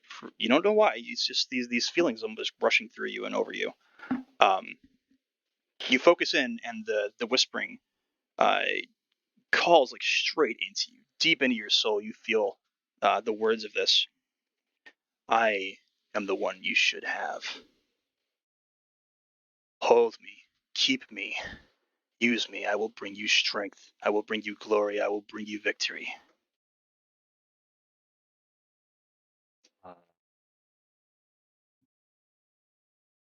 Hmm. Hmm. Okay. Interesting. Interesting situation I find myself in. Um, Uh, I'm going to. Yeah. we're gonna pause you for a sec. Yes. So Thank you. back outside. Give you a second Don't do to it. take that in. So Tacitus, you're back outside. You've been for a good time now, uh, gathering wounded and so forth. Crix as well. You notice Elwyn's been gone for a minute, disappeared into the captain's chambers.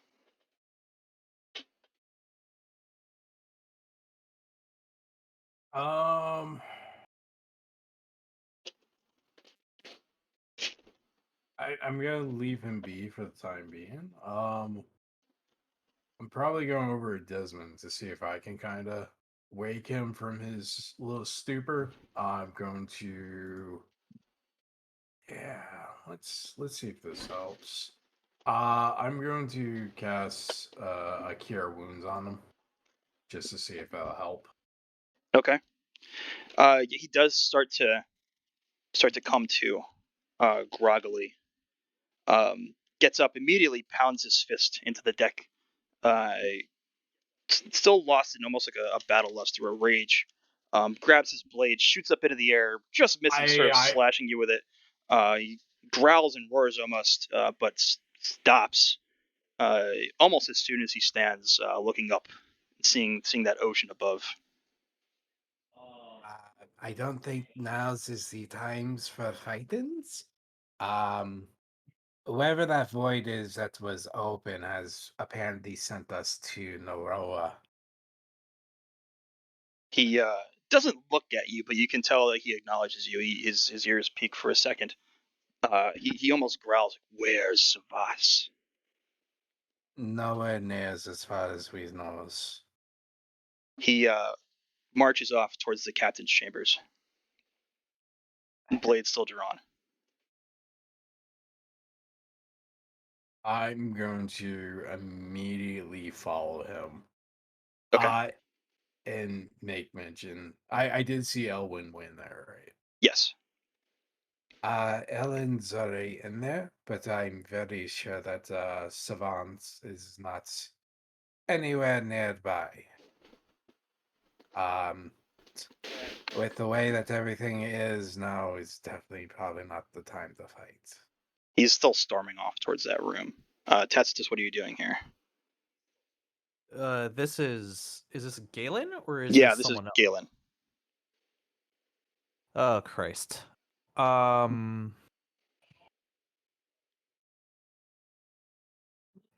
like following him almost like an associate that's trying to like talk him down. Yeah.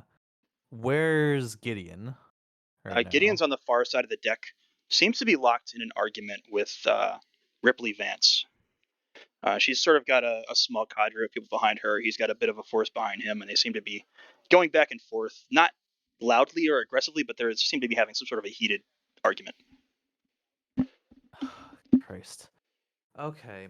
So, dude that we knew was just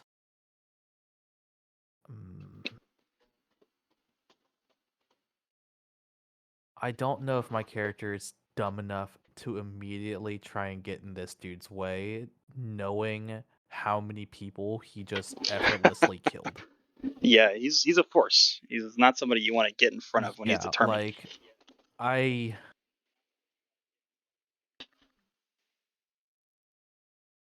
I'm going to go for Gideon. Okay. sort of hurriedly. Yeah. Okay. And Crix, are you following Galen?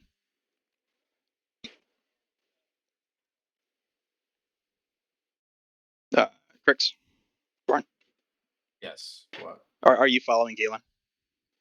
Oh yeah, absolutely. I am trying to slightly talk him down into more of a rational state. Okay. Okay, so you move with Galen towards the captain's chambers. You're trying to talk him down. Tacitus moves off towards Gideon and Ripley. We're gonna quick snap back to Elwyn. Elwyn, what are you doing in here? Holding the two hilts in my hand, I look at the sunblade and I say, "I'm bonded to this weapon. It is a weapon of my pact, and I'm going to like unleash the blade Okay. of the sunblade." As you do, you feel an urge to release this new blade as well. It speaks to you, pact with both. Your powers will unite. We are brothers. Brothers, you say? Kasha never mentioned having a brother. And I'm gonna say, I'm gonna like, in my mind almost, be like, I trust Pasha. Okay. I trust him not to be so weak as to fail against whatever this thing is.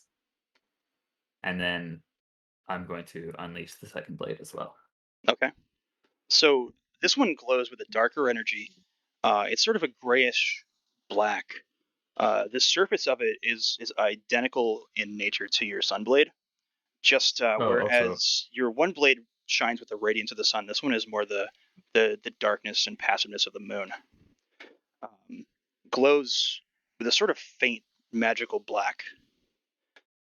As you draw and have them both extended, you do feel a surge of power. Like there's some connection between these two.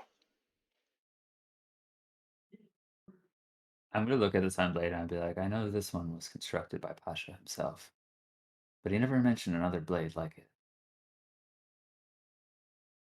And I'm gonna try again to like really focus my mind and see if I can communicate with Pasha. Okay. Roll intelligence. Just check. 16. So you reach out as hard as you can. As you reach towards Pasha, you feel a pull in the opposite direction of this other blade as well. Like it's like somebody's got a hand on both of your arms and they're tugging you back and forth. But at the level of your soul, almost not even your mind. At this point, it's deep. You're able to for a moment hear the voice of Pasha on the other end though, and it's not exactly afraid, but almost taken aback. The only word that you're able to make out in sort of this uh, breakdown of communication is "don't."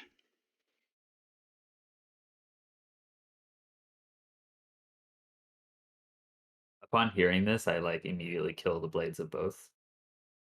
So you make an attempt to do it. Make an intelligence saving throw. God.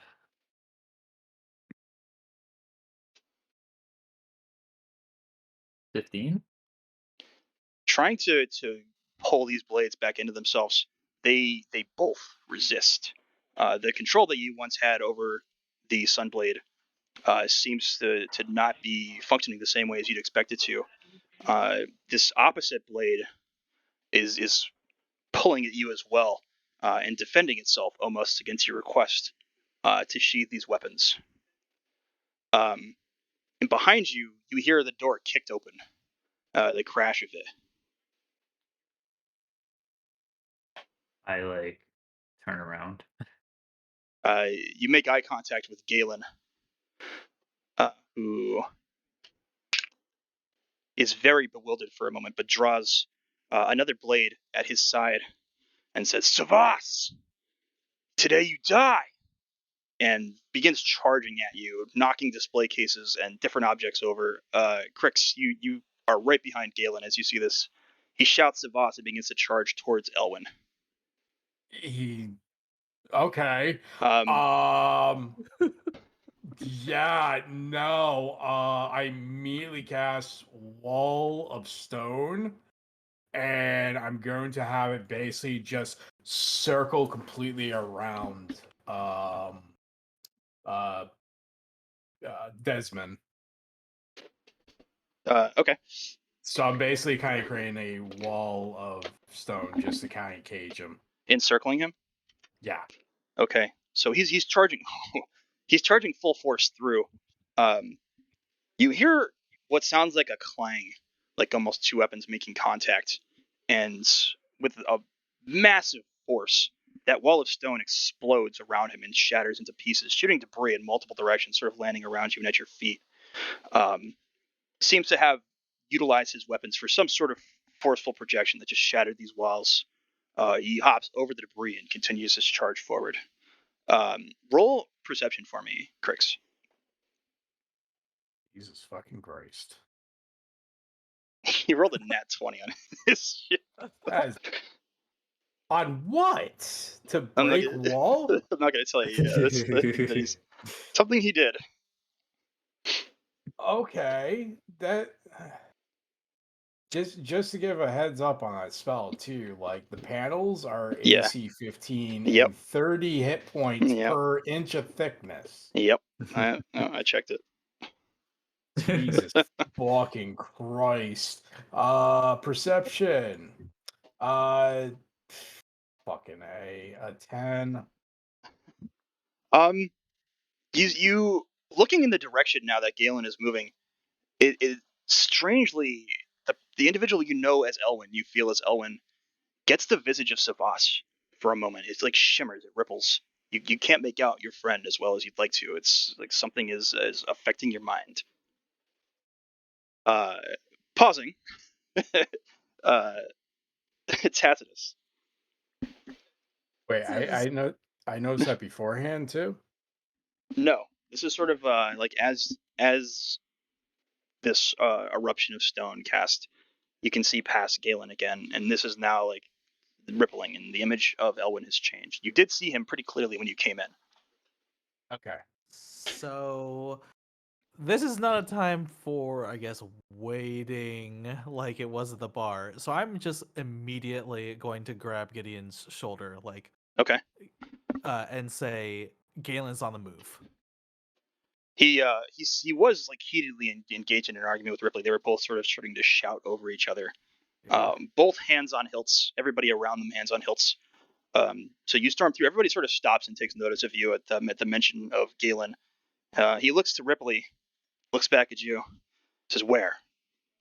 And towards the, do we call the dome anything in particular? The captain's quarters. He looks in that direction, looks back to Vance, and asks her, "Will you help us?" She doesn't draw her blade, but unsheath it just a little bit. Says, "I'm not helping a goddamn person on this ship. We're out for ourselves and our own. Do what you want." He sort of sighs, like he's can't continue this argument anymore, and nods to you and moves towards the captain's chambers. Okay, I guess we all move in as well of a formation as we can, just as fast as we can towards the living hurricane, I guess. Okay. So he motions a couple of his guys as you sort of run towards the captain's chambers. So you're moving towards back inside. Elwyn, the moment that you see the stone wall appear, uh, Galen shatters it almost immediately, hopping over the debris effortlessly and continues his charge towards you. Do I have an opportunity to do something the moment he started running at Yeah. me? Yeah, what would you like When to he do? like entered? Well, I would say with the distraction of the weapons, not the moment, but you have the moment that is now happening. You have the opportunity to do something. I'm gonna try and um. Well, first thing I'm gonna do is there's still the hole above me in the ceiling, right? Yes, it's a good ways away from you. It's towards the center of the room, and you're more towards the back. Roughly, probably almost 80 feet from where you're standing. 80 feet. Yeah. So how far is Galen from me? He's still probably about 70 to 80 feet away from you as well. He's more towards where that hole is. He's rushing across the room. Okay, so I'm gonna try and like understanding the distance between me and him and how fast he's moving. I'm gonna try to do two things in sort of rapid succession. The first thing I'm gonna try and do is drop the shadow hilts. Um, dropping one, the other blade falls from your hand as well. I'm gonna let both fall. Okay. Make an intelligence saving throw with the disconnect of the weapons.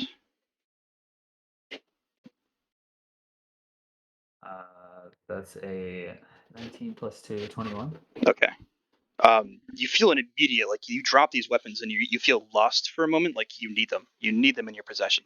But you're able to sort of shake it off and resist, but it causes you a couple seconds as Galen still approaches. I look up at Galen. Has anything in his gaze changed when I drop the weapons? He looks furious and is still rushing. Okay. I'm gonna try and cast Charm Person on him. It's a DC 17 Wisdom saving throw. Okay. 19 plus, yeah, he saves. Okay, so he's still running at me. He's still charging. Shakes off the spell cast with not much effort. How tall is this room? Hard to tell. Looking up, you're looking up into pure darkness, even at the max range of your vision. It's some sort of magical darkness above that reaches into an unknown height.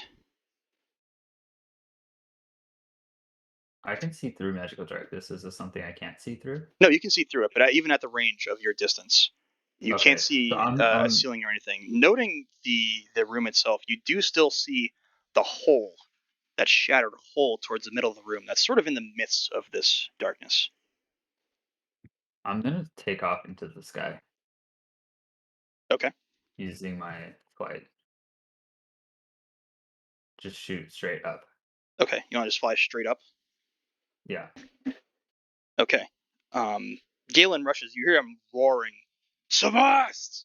Coward!" I yell back, "I'm not Savas, you idiot!" Make a strength check for me really quick. Oh, Let's say make a no. strength saving throw. Sorry, a saving throw. No better. I'm not very strong. Oh, 18. Not bad. You immediately collide with something, but the force of you sort of blows you through it. You pass through what appears to be that glass dome and are disoriented for a moment as you are floating above what is the old decrepit captain's chambers at this point. The glass itself also looking aged and much older than you had remembered it. Okay, and then as soon as I get my bearings, I'm going to re-summon the Sunblade using my pack weapon feature. Nothing happens. Interesting. Okay, I'm just gonna like you still feel them both in a pull towards them, especially when you try to summon. But just think, concentrating on the one hilts, it does not return to you. Okay. I'm gonna be sort of floating above in the sky for a second. Okay, so as that happens, Tacitus, Gideon sort of bursts into the room in front of you.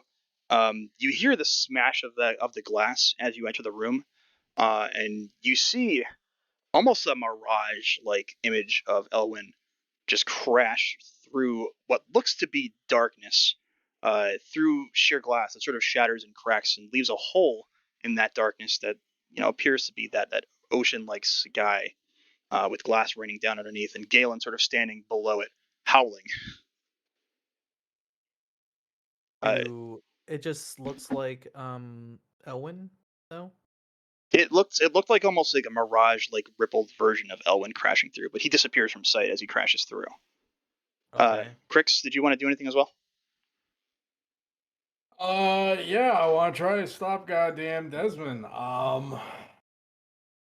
Yeah, let's have some fun with this. I might use my last wild shape form. First, he's running ahead of me. Yeah, So, he's am I he's able? stopped at this point, staring up into the where Elwyn disappeared. Okay, so he's stopped. Uh, I'm gonna run up to him and try to reason with him, I guess, and Okay. be like, eh, Desmond, uh that's not the captain. That's actually Eldwin. There's some kind of magical force that's making him look like the captain in here. Roll persuasion. You hear Gideon shouting as well. You see the glow of his sort of light whips extend from his gauntlets as he rushes forward and he's yelling, "Galen, stop! Enough! Stop this madness!" yeah, a 14. Let's see. Yeah, he acknowledges you for a moment. He looks down at you and almost growls like, "Don't get between me and Savas." It's not fucking Savas. Um, Tacitus, I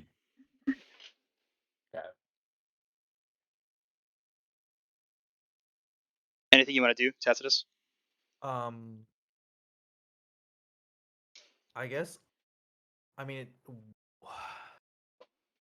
oh boy.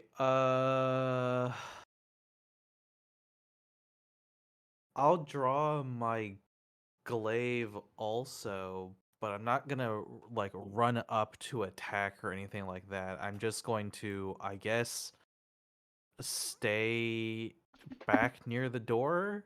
Okay. At this I point, don't know him, so I'm not gonna try and convince him because I don't think it's gonna work. you notice Gideon stop in his tracks. His eyes are locked on some object on the floor. Crix, I need you to make an intelligence saving throw as well. Oh, jeez. Fun. Hey, I do have a good score in it. 15. So you're suddenly drawn to something at your feet. Boy.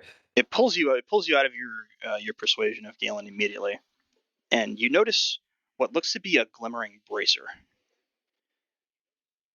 It almost glows amidst like the dark and drabness of the ground. You know, the decay of everything around. It almost glows. It looks new to you, like something exciting. And make an arcane. Yeah. 17. It's from what you can gather in your thoughts as this thing sort of draws your attention and excites you in a strange way. You feel the nature of magic sort of overtaking you. So you know that whatever this is magically influencing you.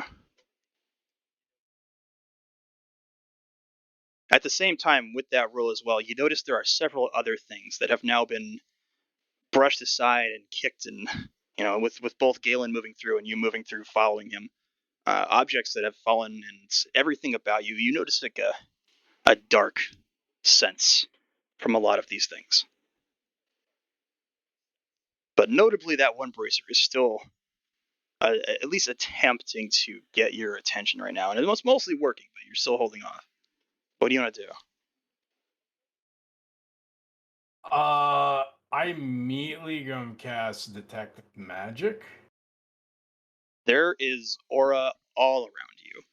Okay. Almost So every object in the room has some sort of a magical aura to it. You also notice illusion magic in the walls and shelves of this room as well. what? Okay. So I'm noticing schools of magic of illusion. Yeah, there's a multitude of multiple magical schools and the auras of such with a lot of these objects, but you get a dark energy from every single thing. Yeah, make an Arcana check to see if with the dark energy that I would think that it's curse. You don't have to make a check for that. You can assume absolutely with I one just didn't the want I draw. didn't want Yeah, to use the meta yeah. No, you're information. fine. With the roll you had previously, and just with the nature of it, you would obviously assume that whatever's going on here, whatever nature of the objects themselves, they do seem unique and different to each other. But any magical user in their right mind would assume curse. I would assume that Elwyn's Sunblade hilts on the ground, which is probably the one thing that I don't sense that from. You Or just do I- no, the one next to it. Well, I'm saying his blade in general. Yeah, no, his you don't get that dark vibe. You still see the magical aura of it, but you don't get that dark vibe from it. And But have I also, there's a seen- bit of conflict almost there between the auras. And have I seen him wield that blade before? Yes. Well, yes, you have at a distance, not like anything close, but The Sunblade, not the other one. the Sunblade. Yeah. Yeah. So I'm gonna give a very quick warning to everyone that's in the room. Many things in this room are very cursed, and they're going to try to get you to probably pick them up as this one is trying to with me. Being in this room is not ideal. Galen in front of you casts what seems to be some sort of a spell, and he gets into a crouch position. Gideon seems to be lost in thought, connected with something. Tacitus, you're also you're not far enough into the room to sort of get those same pulls, but just you're taking in what's going on. Do you want to do anything? How far away is Gideon? Gideon's about 40 to 45 feet away from you, having run towards Galen and lost himself in the middle of all of this. The objects themselves are sort of skewed and scattered about now. Galen just made a blind charge through the room and knocked over a multitude of things. Crix is sort of in the midst of that as well, and Gideon himself has placed himself in the midst of it. Something in Oh. particular has drawn his attention. Do I have any time to do anything, by the way? Yeah, While I'm up there? you're still up above. If you want to do anything, just call it out. Okay, there's like a couple of things I want to do. Okay. If I have the chance. The only thing I would even think to do while I'm in there is is it even reasonable to say that I can make a lasso out of rope? You can start making a lasso if you'd like. Yeah. While we I'm take you a minute, but yeah, I'm- you can do that. I'm going to heed sorry, I can't remember Varn's character. Crix, yes. I'm going to heed Crix's warning. Try and hurriedly pull out a rope that I have Form a to lasso. make a lasso. Okay. So Or while you're doing something that I can whip around Gideon and pull him out without getting in there myself. that. Okay, interesting.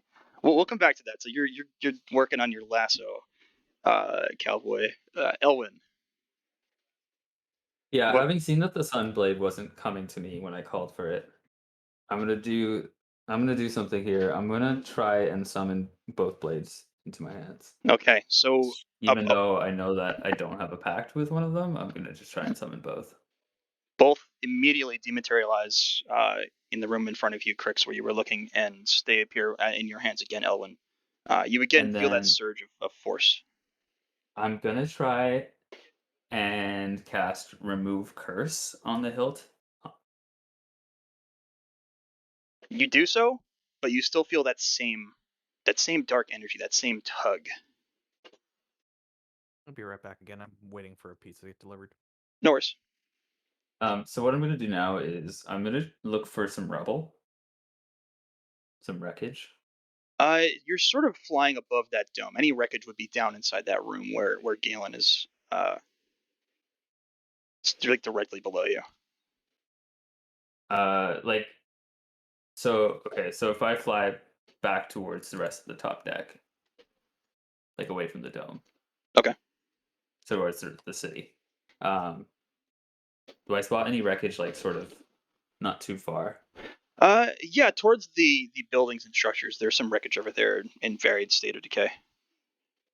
What I'm gonna try and do is attempt to sort of hide the sheath of my blade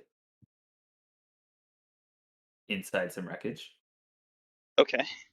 and I'm going to try and use the genie's respite to enter my vessel. Okay. So you're going to set them both down. No, I'm still holding both hilts, but I put Mm. the sheath, like holding both hilts in Okay. one hand. I put the sheath inside of some wreckage, Okay. And draw yourself in. sort of hidden out of sight, and then I'm gonna like transport myself into my genie's vessel. Okay. So you immediately go inside. It looks very different from the last time you entered. Um, do you sort of go into like almost a nascent state in your form, right? You just sort of you're still without any ability to control your physical body while you're in here, No, it or your transports physical my body is entire inside. Okay. physical. Yeah, my entire physical body goes Gotcha. into an extra dimensional space in Okay. the interior of my vessel. Perfect. Okay.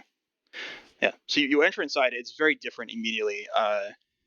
You notice one half of this chamber appears as you knew it, but it also seems cracked and damaged, and these black, almost web-like cracks are slowly increasing and moving across that room. But on the same side, on the opposite, more darker side of things, there's a bright light, webs cracking as well towards that direction, almost in opposition of each other. Hmm. I'm gonna like take a seat in the center and uh, sort of like meditating in a sense, just trying to like fortify my mind, and then I'm gonna like still holding both hilts in my hand. I'm gonna like direct my attention to the dark hilt and be like, "Who are you and what do you want?" For a moment, you like something resists, but slowly that resistance starts to fade away, and you hear that clear voice of that dark being or sentience respond to you. It takes almost a shape, within your mind, as what looks to be a large creature, humanoid in nature, um, sitting on something, just in shadow. You see light blue, almost bluish white eyes on this creature, but nothing else, no other discernible features. It seems to be a distance away. Eyes are locked on your mind's eye, so to speak. It speaks to you and it says, "The blade is known as Sunset. I am known as Oth."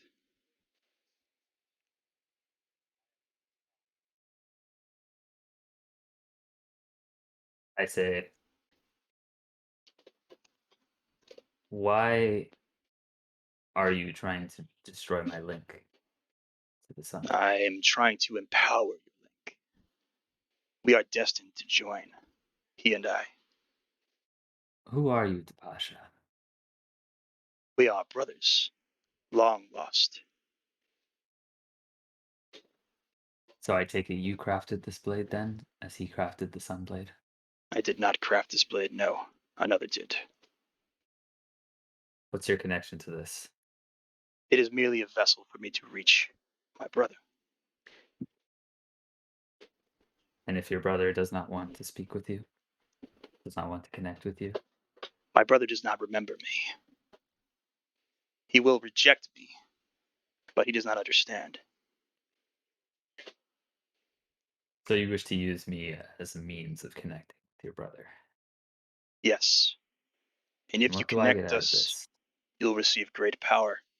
The unified power of our vessels and our spirits. I look to the sunblade and I say, Pasha, you've got anything to say?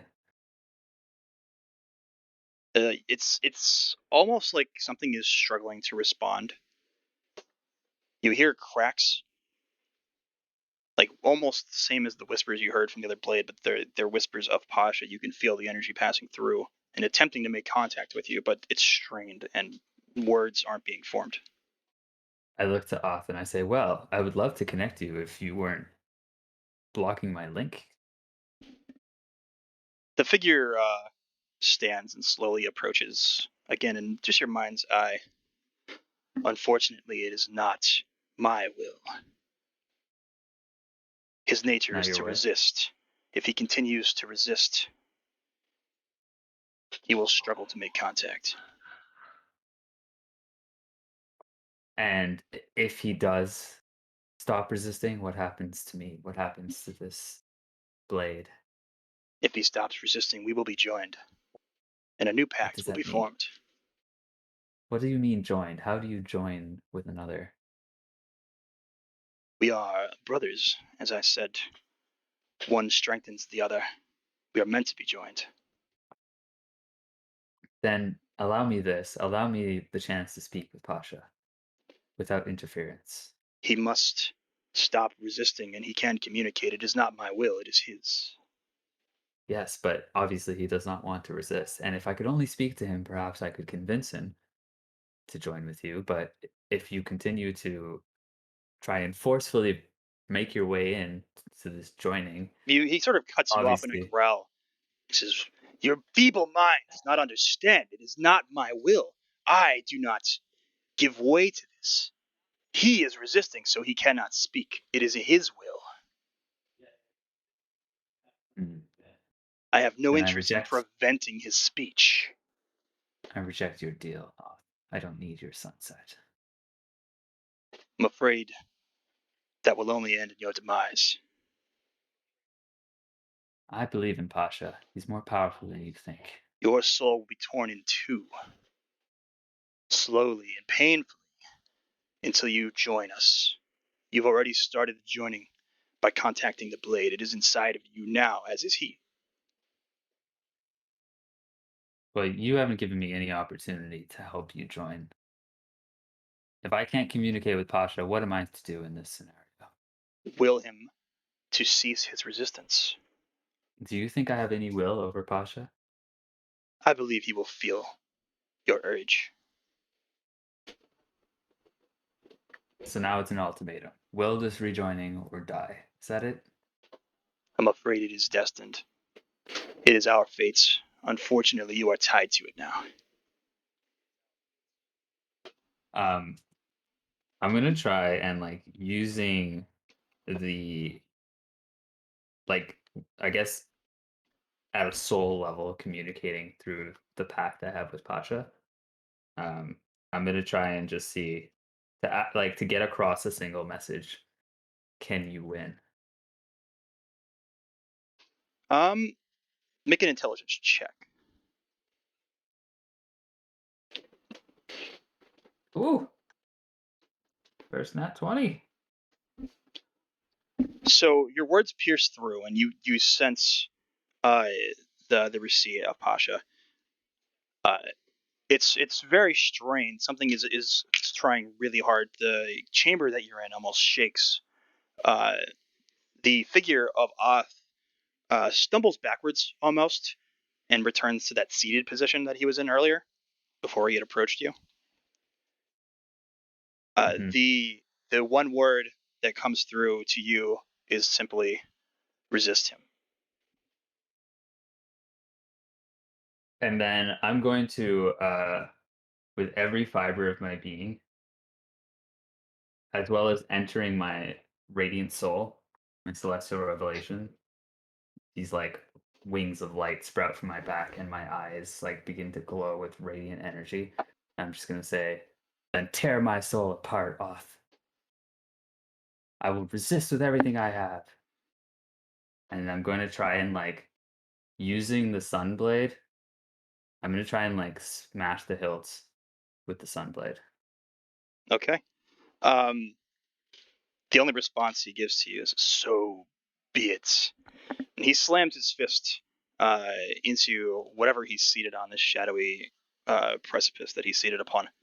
And the room, the cracks begin to grow and increase.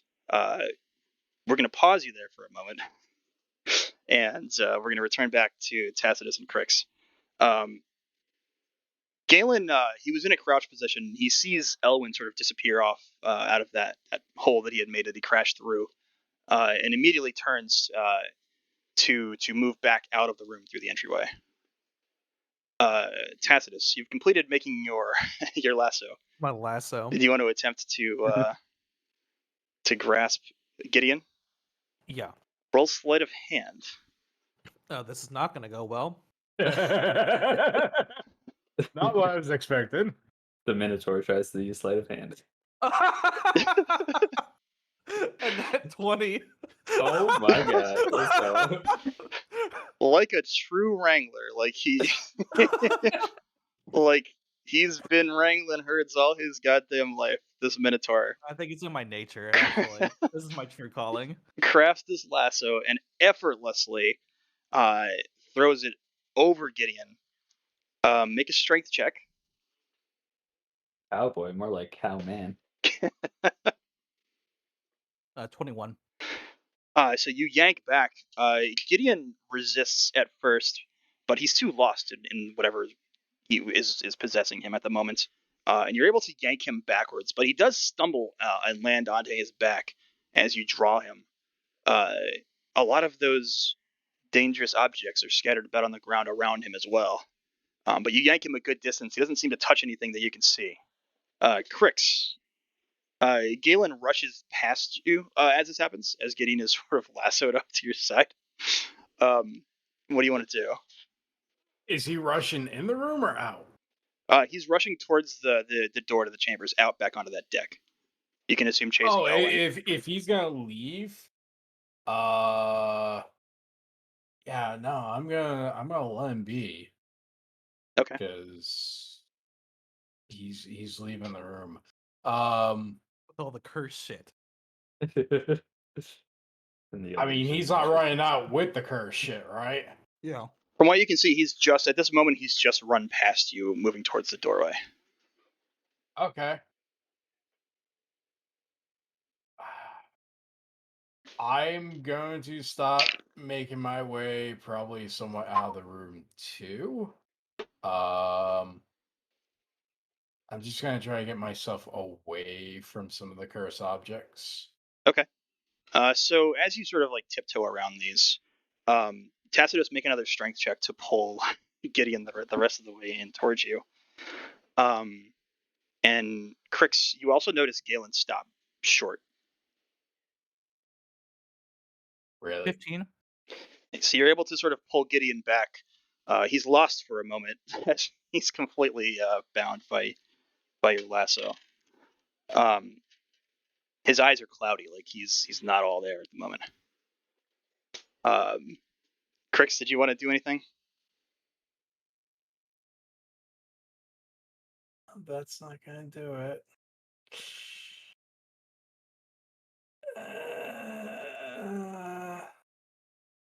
I'm gonna put my hand on the back of Galen's, like, between his shoulders, and I'm just gonna keep trying to like push him towards the door, let's go. Ignore everything that's in this room. Make a dexterity saving throw. Well, that's good.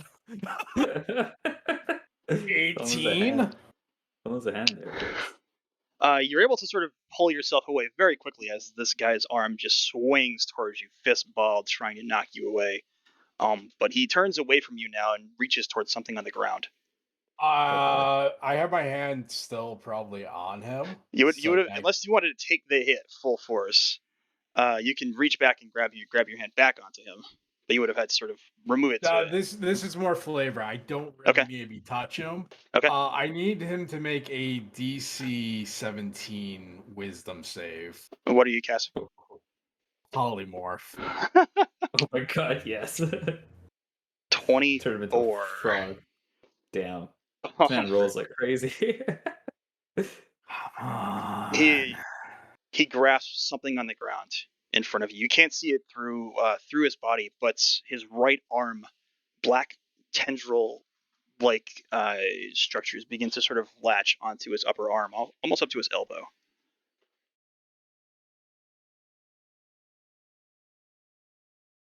I mean,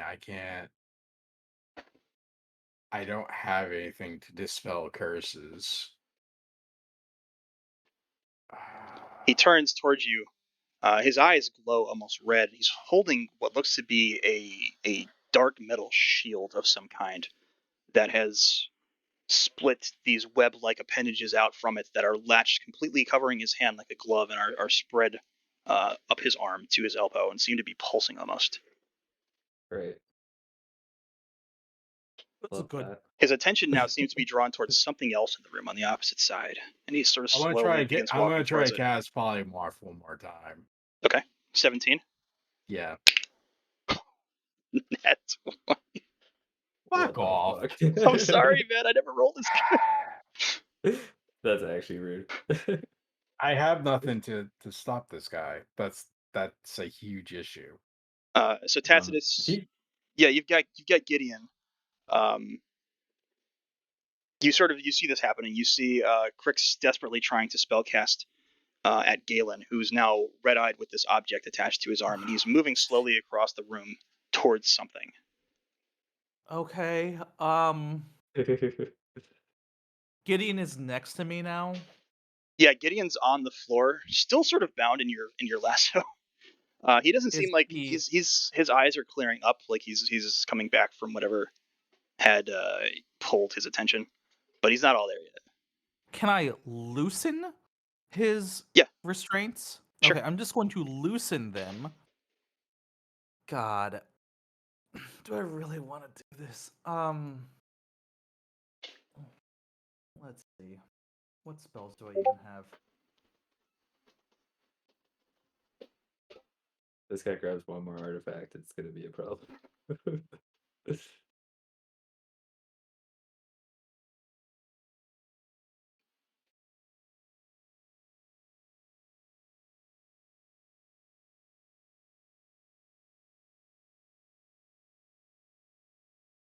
What do you got, Tacitus? Boy, I'm looking at my spells, seeing if there's literally anything that will help. He's right sort of now. just lumbering past you across the room right now. Crix, if you have any ideas, just shout it out. Otherwise, he's going to continue moving. One thing I can possibly do. What do you got? I was gonna use this to begin with, decided not to. Let's go with it. I am going to wild shape into a goddamn giant octopus. Gosh. And I'm going to attempt to grapple him Oh boy. with an attack. Right. It's saving throw. And I'm making an attack. Yep. To grapple. Yep. So the attack is a 24. Okay, that goes through, and it's a I am DC not 16 to escape. DC 6. Yes. Okay. He For the- fails. Hell yeah. Good. For the thing that he's wearing, Mhm. that he has, is it like attached to him now, like a fucking symbiote? Yeah, Or- it exactly looks like that. Like it is latched. It is almost completely covering his fist up to his Oh, boy. wrist, where it extends out almost like a long glove to very narrow, like tendrils that almost Man, pulse as they're attached to him. This guy is gonna be so fucking mad if I cut his hand off. He'll get over it. I am game for it. He'll Yeah. get over it. We're doing it, I guess. I'm gonna try. I don't want to kill him, Okay. I guess. I'm going to try and strike at his wrist. Also, Crix, you can't breathe. I can hold breath while Yep, out of water for an hour. Yep. But you are you can only breathe underwater, so you're going to inevitably have to shift back. 1 hour you've got. Yeah. Yeah, I realize that. I've used Just the form made, yeah. before. I'm just calling it out just in case. I want to make note of it. I have Okay. an hour. Yes. More than enough time to So, kill a guy. based on the fact that it looks like the tendrils are latching into his fucking arm, I'm gonna try and cut it off. Or Okay. that's what I want to do, at least. Okay, so you just want to rush Um, through. You're gonna have to roll pretty high for a clean cut through the He's arm. grappled, right? He is grappled. Yeah, I guess I mean, there's not much of a chance here, right? Like, I don't have much time to do this. We should just do it. Yeah, go ahead and Yeah. roll it. You want me to roll Just attack? Yeah, roll an attack. Unless you want to use something else, a skill or a spell, something you've got. Otherwise, 18. okay, that doesn't hit. Do I get another So attack since I have 2 per the action? almost as if in response, his arm moves and that shield gets between your weapon and his arm and deflects, pushes you back very forcefully. You can attempt to do it again if you'd like. He's still sort of lumbering forward. No, he's still grappled, but he's like trying to force himself through.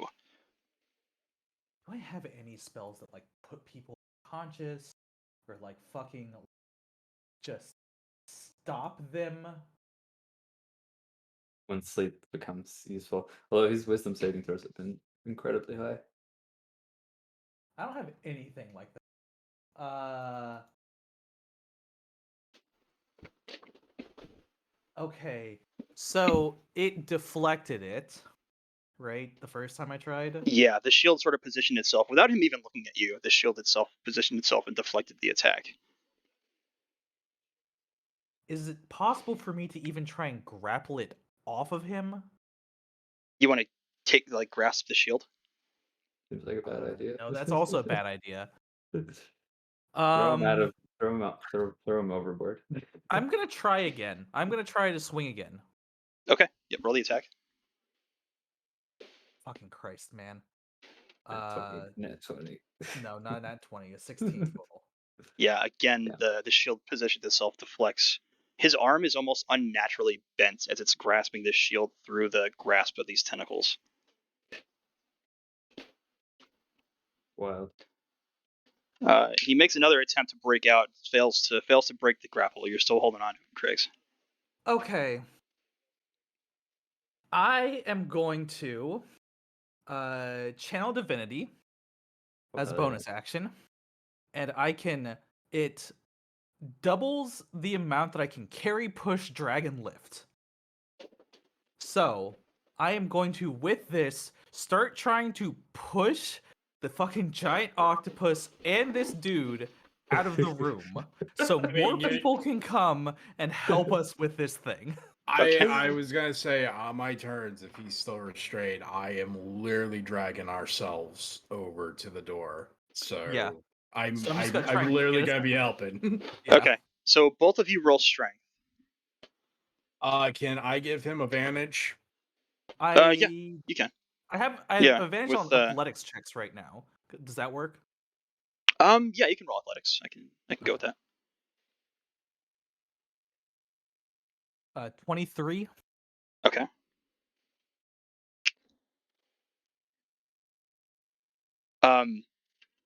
You pull him back a bit. He's resisting with like all the force that he has, but you are able to shove him a bit of a ways towards the door. But he's still trying to force his way through. You're not able to really get him very far.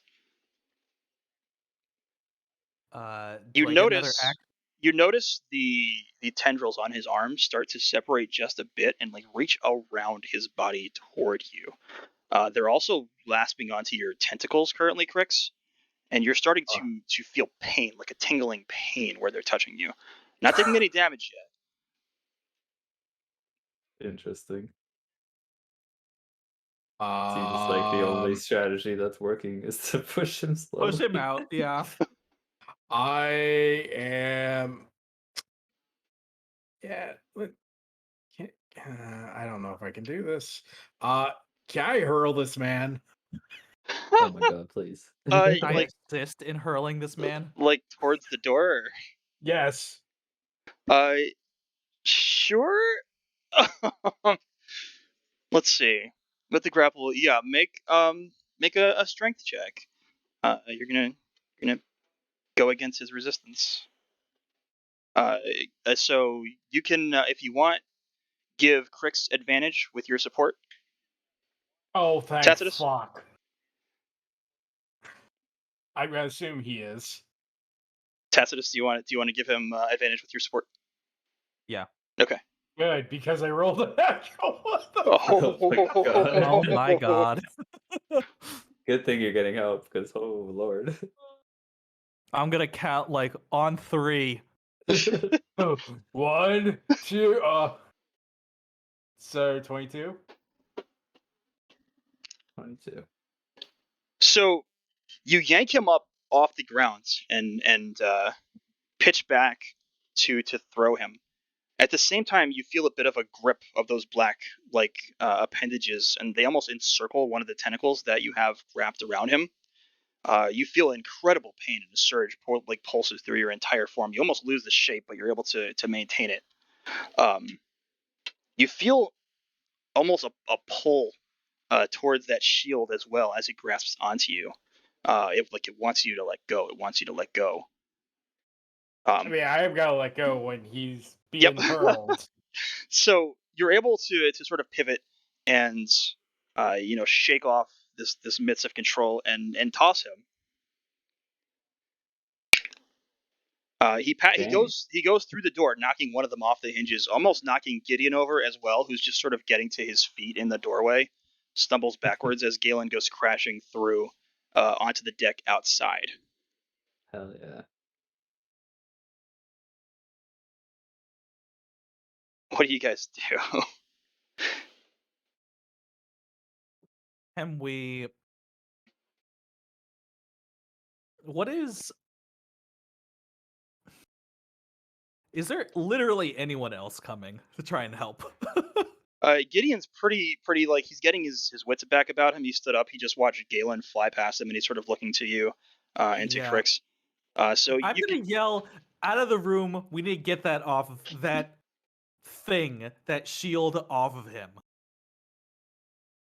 Gideon sort of shakes himself off and puts a hand to his forehead for a moment, but he grabs his weapons and draws and moves out of the room. Crix and Tacitus, do you follow? Yeah, I'm going to, I guess, charge out and maybe try and pin him to prevent him from getting up. Okay, and Crix? I am going to slowly exit the room, which is very quickly for a octopus. Okay. Yes, the I don't octopus want to be. octopus tentacles grasp the remnants of this doorway and pull this massive octopus out. Oh my god. We're gonna pause you guys there and go back to Elwyn. So Elwyn, you are making an Yes. attempt to smash one hilt with the other, correct? Yes. Okay, so in this case, you're not using any physical strength. I want you to make an intelligence check. You are. Alright, here goes. Intelligence is gonna be 19. Okay, so you smash down onto it. The world shatters. All of those cracks, those magical cracks, the dark first, the late, immediately finish their extension, and the whole room shatters almost completely down the middle. And you are spit back out of it. Tacitus and Crix, sort of like as you were moving forward to deal with Galen, from across the deck near some rubble, you see Elwyn just appear and go shooting backwards, sort of slide on his back towards the side of the ship. I'm just gonna yell, "Fucking help us!" Elwyn, both hilts are still in your hands. The blades aren't drawn. You still feel the will and the power of both. But you do have your wits and yourself about you as you sort of take in this situation. This octopus pulling itself out the door. Tacitus making a dive for Galen, who has some black metal dark magic shield attached to his arm. Gideon, weapons drawn, rushing forward as well. On the opposite side of the deck, you see Ripley Vance and her band, which has grown a bit, draw their weapons and begin to charge in that direction as well.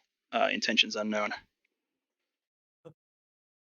Okay, so I was spit out of my genie's vessel.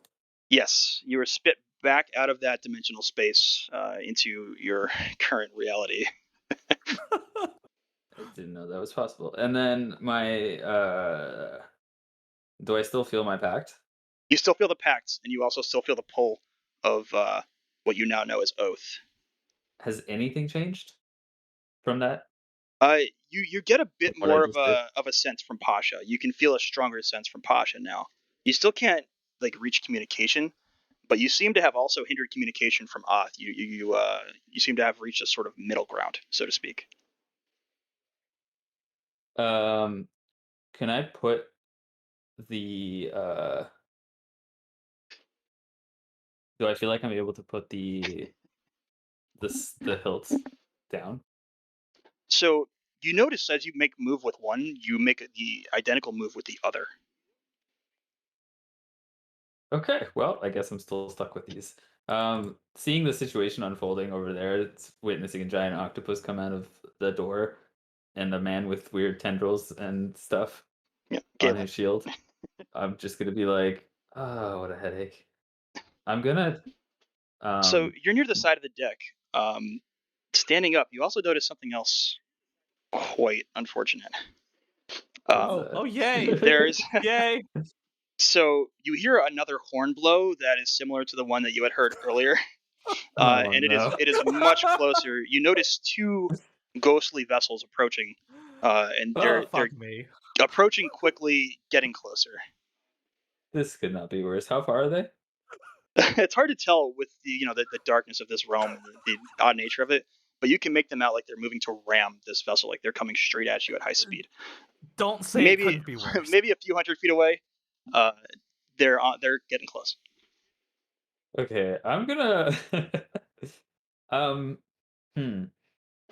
Okay, wow. What a This could be situation.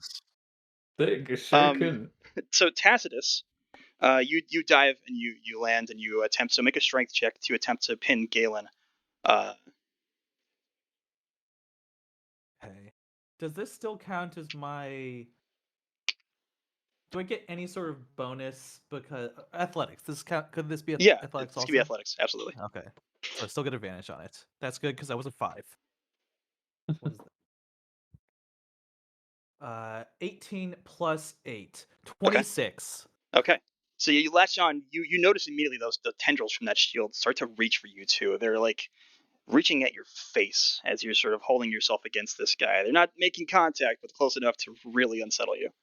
I'm just like sort of blowing at them, I guess. Like uh, it's a bee. And Gideon I on the can't opposite fly. side, he attempts as well to reach over that shield and pin Galen.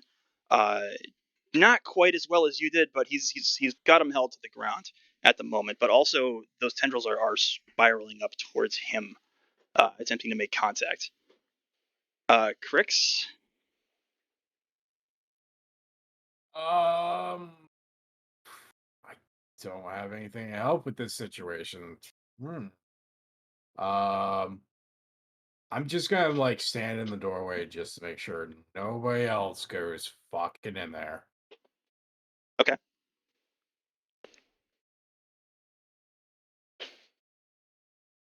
Elwin. I'm gonna fire 2 beams of Eldritch Blast at at Galen. He's got Aiming Gideon and Tacitus, who has a large minotaur attached to him currently.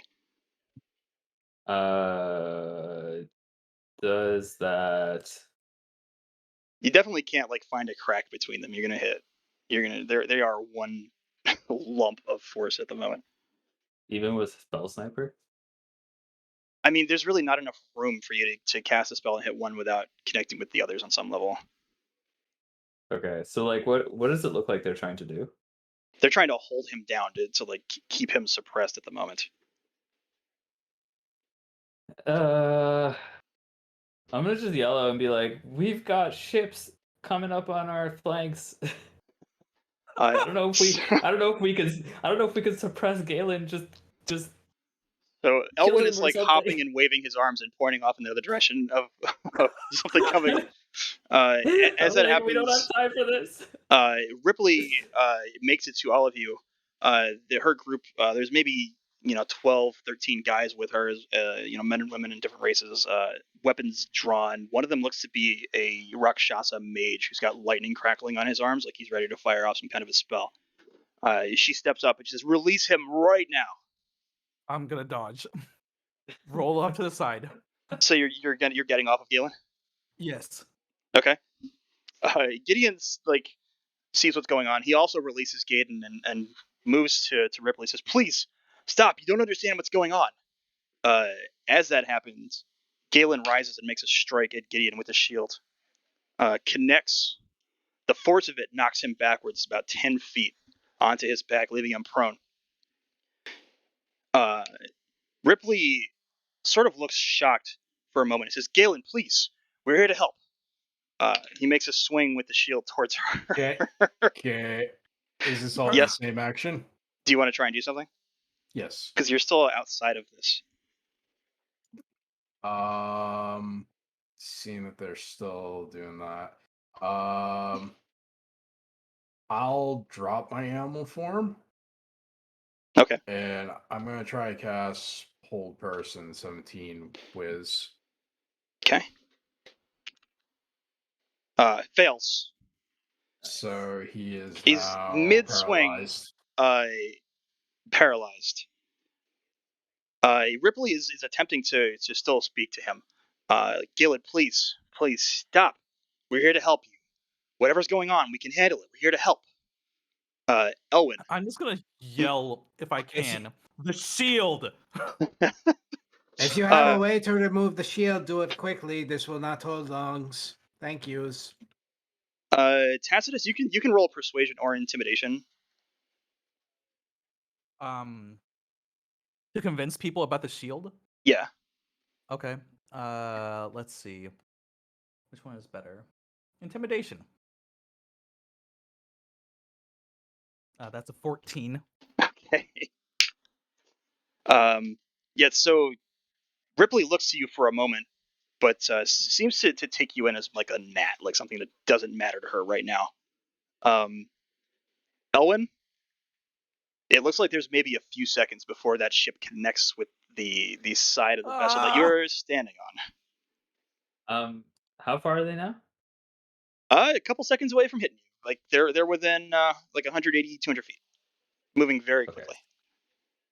So they're within range of a couple of things I can do. Let me see. Again, these are like almost spectral vessels. Do you want to take a look at them? Yeah, I'm gonna try and now that I can sort of see them, I'm gonna try and inspect what their situation is. Yeah, perception very quickly. Perception. It's gonna be a 21. Sorry, not 21. Get that math wrong. 19 plus 1, 20. Okay. So the ships look almost ethereal, but there's essences of physical form about them as well. Parts of their deck shift from a physical form into a similar sight to what you see in the Starsea below you, with this like nebulous energy that looks almost just like space, like the night sky. Like they're not entirely physical, partially of some other make or realm entirely. On the deck of said ships, you see what look like, in various states of decay, skeletal seamen and mariners. Okay. There's so one of the vessels is closer than the other. The other one's a little further behind it. You'd note that if one strikes, the other one would strike near it pretty soon after. On the bow of that one vessel, you make out what looks to be more of a human but blue ghostly face of this character here that I'm putting into the tabletop chat. This could not be worse. Davy Jones himself? Not quite. Oh god. Bluebeard. Oh my god. Okay, so that's happening. He looks friendly. Does he? Again, you're very close to where these things are going to strike. Should this vessel make contact? Yes. When I was in my vessel smashing the thing, I made use of my radiant soul. Yes. Is that still active? It is. It is still active. Okay, so I'm gonna take off into the air. Okay. Off the side of the ship. And does it look like? It looks like they're trying to ram us, right? Yeah, they are coming right at you. It's very clearly hostile. Yep. I'm gonna Oh boy, well, this is my last spell. I'm going to cast Wall of Light in their path. Okay. So this huge wall of bright light appears, and the wall is 60 feet long, and appears like in between our ship and the ships that are coming in our direction, Okay. emitting a bright light out to It's 120 feet. saving throw, correct? Con, I believe. It's every creature in its area needs to make a Constitution saving throw. On a failed save, a creature takes 48 radiant damage and is blinded for 1 minute. On Okay. a successful save, it takes half as much damage and is not blinded. Okay.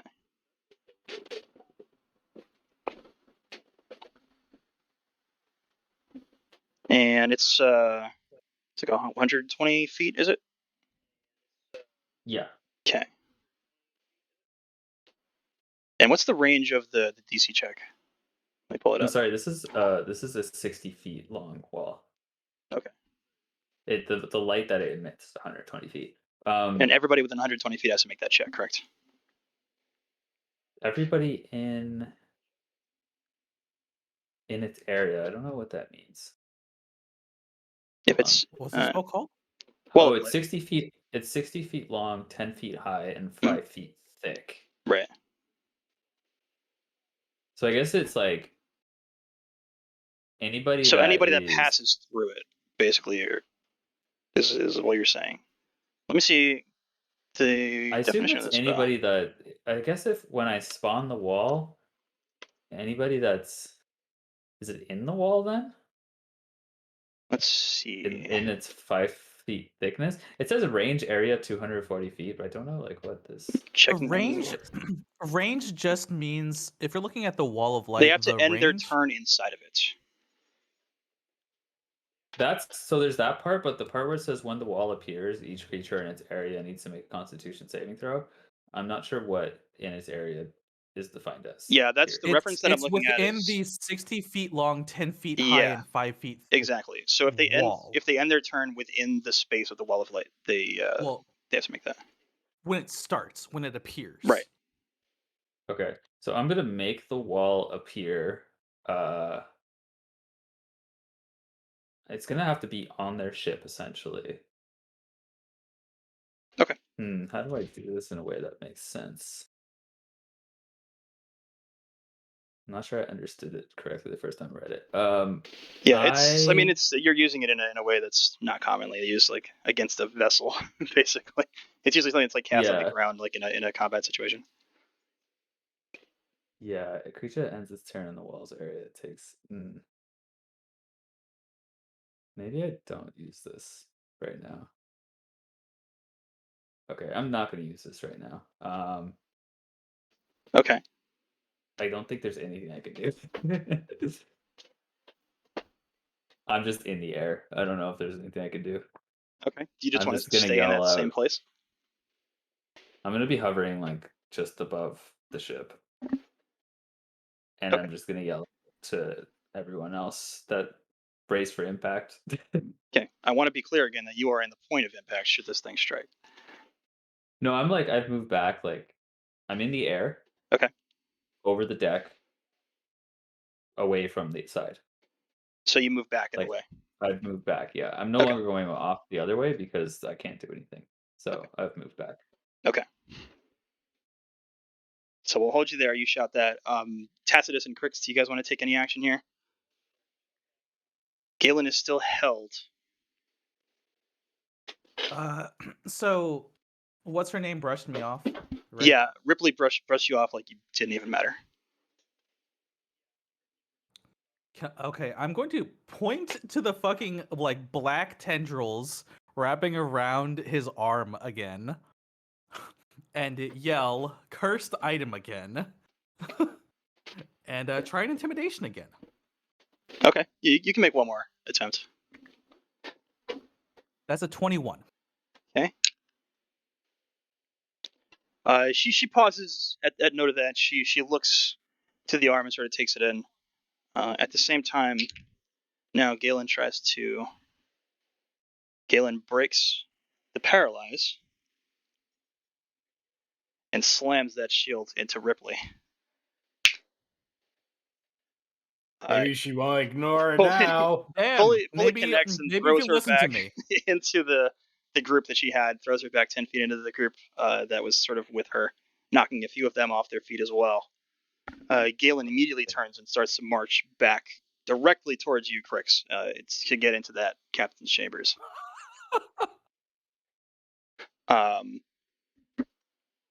In the same moment, the first of those vessels strikes the side of the ship. Everybody make a dexterity saving throw, except for Elwyn, who is in flight. I almost want to ask which way I'm being flung. It would be you're still standing in the doorway, right? Yeah. You haven't moved from there, so Nope. you'd be thrown off to your right hand side. 23.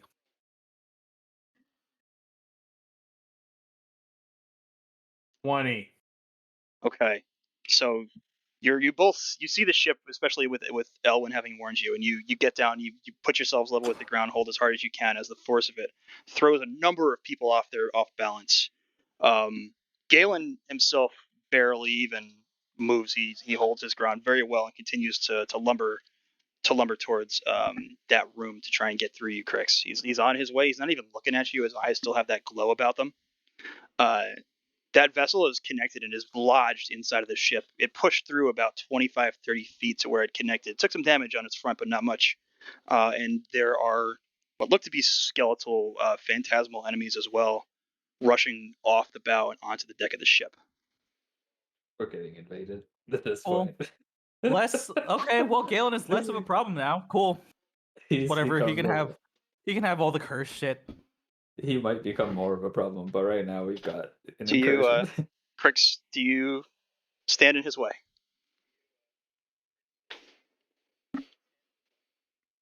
I just kind of look at him and just shake my head, and I'm like,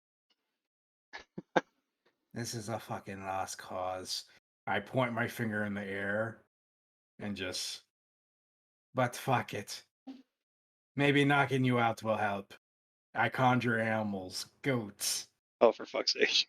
Not the goats. Oh my god, please. Stop. Okay. I'm dead. What's the radius of this thing again? 60 feet up in the air. I normally do it 1d6 for the fall damage for 10 feet. But what's the radius of the goat fall? Wait, what do you mean, like splash damage? How wide is the circle of goats that is falling? Like, it's not falling in one pinpoint location. Like, how wide is the circle area of effect? I mean, technically a goat takes up 5 feet. I guess it would depend on how I would be summoning it. So let's just say from the pinpoint, it'd be like 15. Like a 15 by 15. Okay. I'm literally trying to drop it strictly just on him, though. Okay. Yeah, he pushed away. He's not really as close, but I mean, you guys are in the splatter zone, so unfortunately, you're gonna get a bath of goat shit in Viscera. Oh my god. Thank So god I'm far you away see from Crix that. point at the sky, and above you, a rain of goats comes crashing down. Galen, with almost no will of his own, lifts that shield up above his head. Several of the goats land directly and impact the shield. The first two he's able to sort of brush off, but the last one that lands on him there pushes that shield down and stumbles him to his knees. He's not fallen to the ground completely, but it stumbles him to his knees as the rest of the goats sort of crash around him, spraying all of you in goat. What else? Can I do something while I see that happening? Sure. What would you like? As I witness goats falling and I witness Galen pulling his shield up, I'm gonna try and fire off 2 beams of Eldritch Blast at him in this moment of distraction. See if I can hit him in the back. Okay. Attack rolls. 19 plus 9. 28. Okay. Hit. And 16 plus 9 is 25. Hit. All right. For damage, it's gonna be. Where's my? Yeah. Okay, the first one's gonna do 11 plus. Where is it? Okay. 11 plus 4 radiant damage. Okay. And then the second one is going to be 8 plus 5 is 13 plus 4 radiant damage. Okay. Your AC is 12, correct? By the way. I have mage armor on, so my AC is. You cast mage 15? armor before the fall. You didn't cast it after. You no longer have that mage armor. But it lasts 8 hours. Did it just It disappear? sure does. You don't have it anymore. Yep. All right, then Yep. 12 it is. Following your die. spellcast, you definitely connect with Galen. You see the spellcast, but from the back, you feel 3 strikes as arrows pierce into you from the direction of that ship that had collided. All 3 make contact with you. You take 14 damage piercing. I'll live. Okay. And that second ship crashes into the deck, following pretty close to where the other one did. Dexterity saves again for Tacitus and Crix. Can I take that opportunity to cast mage armor on myself? You can, yes. Okay, I'm gonna do that. That's a 9. Okay. Whatever 18 plus 4 is, 22. Okay. So Tacitus, you're able to resist. Crix, you're thrown to the side.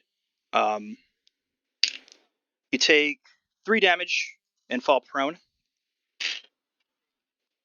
You also, all of you at the same moment, hear that horn blow from the opposite side of the ship, coming in close.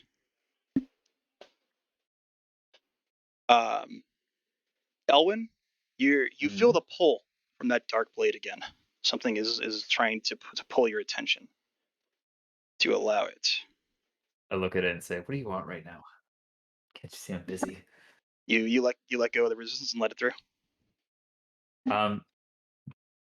Not really. Say it more. Just. What do I feel? What do I feel that it's trying to? It's trying to communicate with you. The same way that you would feel a communication from Pasha, but it's because of the sort of clash of wills between these two things right now. You sort of have to allow it to pass through with Oath. You're holding him back enough that he's locked away. So I can't really communicate with Pasha or Oth right now, right? Right. But if you release it and allow him to reach you, you can with Oath. You get a different sense of what's going on with Pasha, but with Oath, you can allow him to reach through and communicate with you. How much control do I feel like I have over my resistance? You have a pretty good control right now over the interaction that you had previously. You feel more control than you had before. You still feel pulled, and you still feel split, but not as heavily. I'm gonna let it through to the smallest degree that I can. Okay. Just enough for it to speak. And I'll say, "What is it?" I can save you from this. You have the power with me. I can save you and your friends. I don't need your assistance. The situation is dire. Look around you. As it speaks to you, time seems to slow. You sort of see the interactions. This second ship coming through.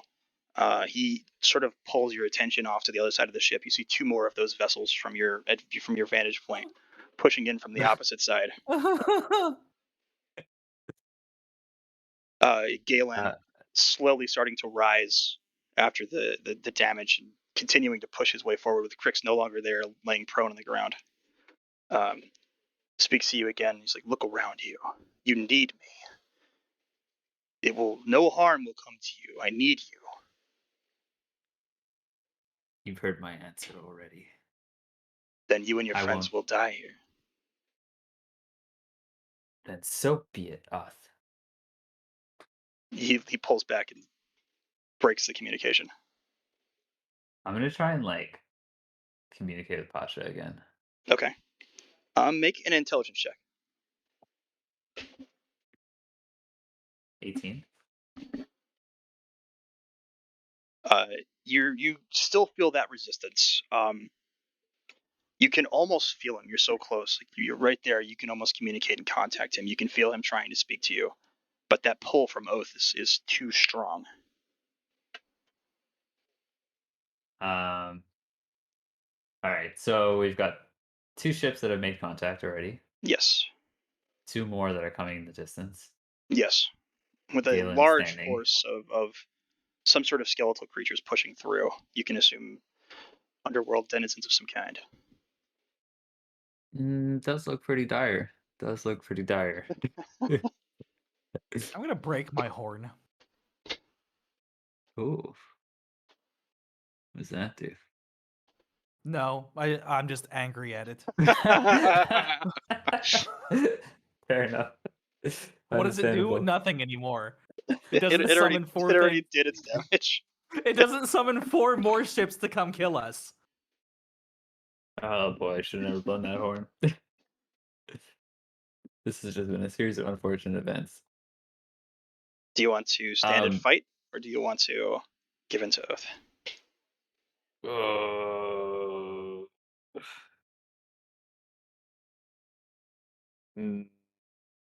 God, I don't know.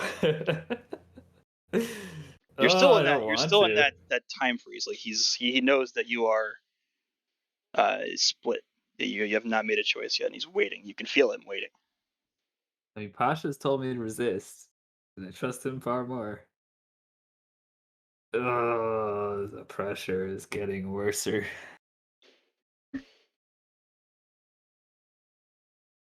Considering that we will probably all die here unless something is done. And Oth seems to be promising a solution. I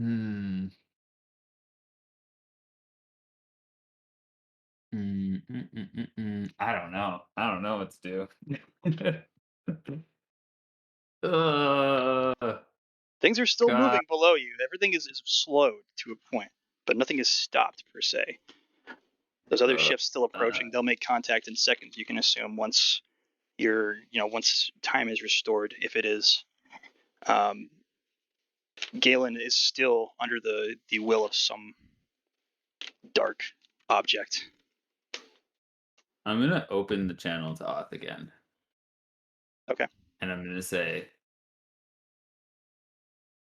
let's make a deal. There's a pause for a moment, but he listens. So give me your power now, or whatever solution you say there is to save my friends from this situation. And in return, I will consider forming a pact with you. That's enough for me. You get almost a flood of power, a knowledge from Oath. You don't quite understand it, but you know how to use it. Okay. And you get the idea that you get the will of him, that if you use this, it will save you and your allies. Well, whatever it is, I use it. Okay. So doing so with time still frozen, almost under the will of Oath at this point, with the knowledge that he gave to you, you fly down. You make contact with Tacitus and with Crix. Do you want to bring anybody else? I'm gonna Gideon as well. Okay. So you're able to reach out with this sort of hovering above them, reach out and make contact with them within the effects of whatever spellcast and power that he's given you. All of you begin to feel yourselves fold in almost Ugh. It's not exactly painful, but it is a very unsettling feeling as you are pulled. The realm around you completely disappears and dissipates. The chaos of the combat and the battle and these ships crashing through. The darkness of the realm is replaced. Your vision blacks and then grows brighter as you take in your new environment. You're all on your feet, standing in what looks like a ruined city. You're on a stone pedestal surrounded by what looks like flooded channelways. You can see the tops of some structures, but you seem to be in some doomed, long flooded city. Christ. And we'll stop there for tonight until next session. Yikes. Well, it's better than 4 ships surrounding us and a crazy maniac picking up cursed items, I guess. So you have given a little bit over to Oath. Ooh, shiny. Ooh, another shiny. Any questions? Yeah, Concerned. what the fuck? I'm deeply concerned. You're not sure what you left behind, so you're not sure the fate of anybody else left aboard that ship. Can only bring so many people. Was there as much fuckery for the other group as it was for us? It was a very different experience for them. I'm so curious what happened with their group when they landed into this place. They're not in the same places. Oh, so they went through a different portal? They to went begin to a with? different place. They interacted with some different things. Oh, What's up, interesting. Classy? Have you been Classy. listening? Guess who was listening in? It's so fun listening to like what y'all are finding instead. I need to go back and see the VODs for. No, your- don't. I want to know. Uh, I want to know what happened. I mean, things diverged a lot, so it probably wouldn't hurt too much. Yeah, but we're all finding different things. Yeah, Siren essentially, said Spy's cursed item is so much yeah, nicer to him. What the heck? Yeah. Siren, did you make the connection between any items? I did. I want to know. Can I vaguely say? No, let's not bring it up because no, we can because essentially. What Yeah. Galen found is one half of a pair, and we found the other half of the pair. Yeah. Wait, the shield? Yeah. Oh, interesting. Interesting. Not that much. That it was a pair. Huh. He's I don't going know. after one other thing with a single-minded tenacity? I wonder what that means. Well, you know what, though? Not our problem anymore. I Now. need to figure out what the hell is going on with my pack. Yeah. Yeah, you This has fucked yourself, gotten- buddy. This has gotten kind of weird. Okay, I believe it. I believe in my packs. He's stronger than that. You corrupted Yeah. it. He's a legendary GD. It'll be fine. Sure. Yeah, it's gonna be totally fine. We'll see how it evolves. I'm not going to say too much about him. If you want more information on your friend Oath, your new friend, you're going to have to seek it out. To be honest, though, Elwyn, there's one thing that'll make him abandon Pasha. So we'll see if that happens. Interesting. Okay. If Oth ends up being able to provide it, then Elwyn might just abandon Pasha entirely. So we'll see. We'll see. I'm gonna fuck you in a different way. Yes, you went down a very different pathway. What do you think, Guda, as the new blood? Welcome It to was the good. chaos. I'm still thinking of like, I guess where I want my character to go. Sure. I'm thinking maybe more loyal to Gideon than anything instead of Mhm. Savis. Yeah, and Gideon at this point maybe- is just as disturbed. So I brought him with Yeah. us for that reason. and maybe less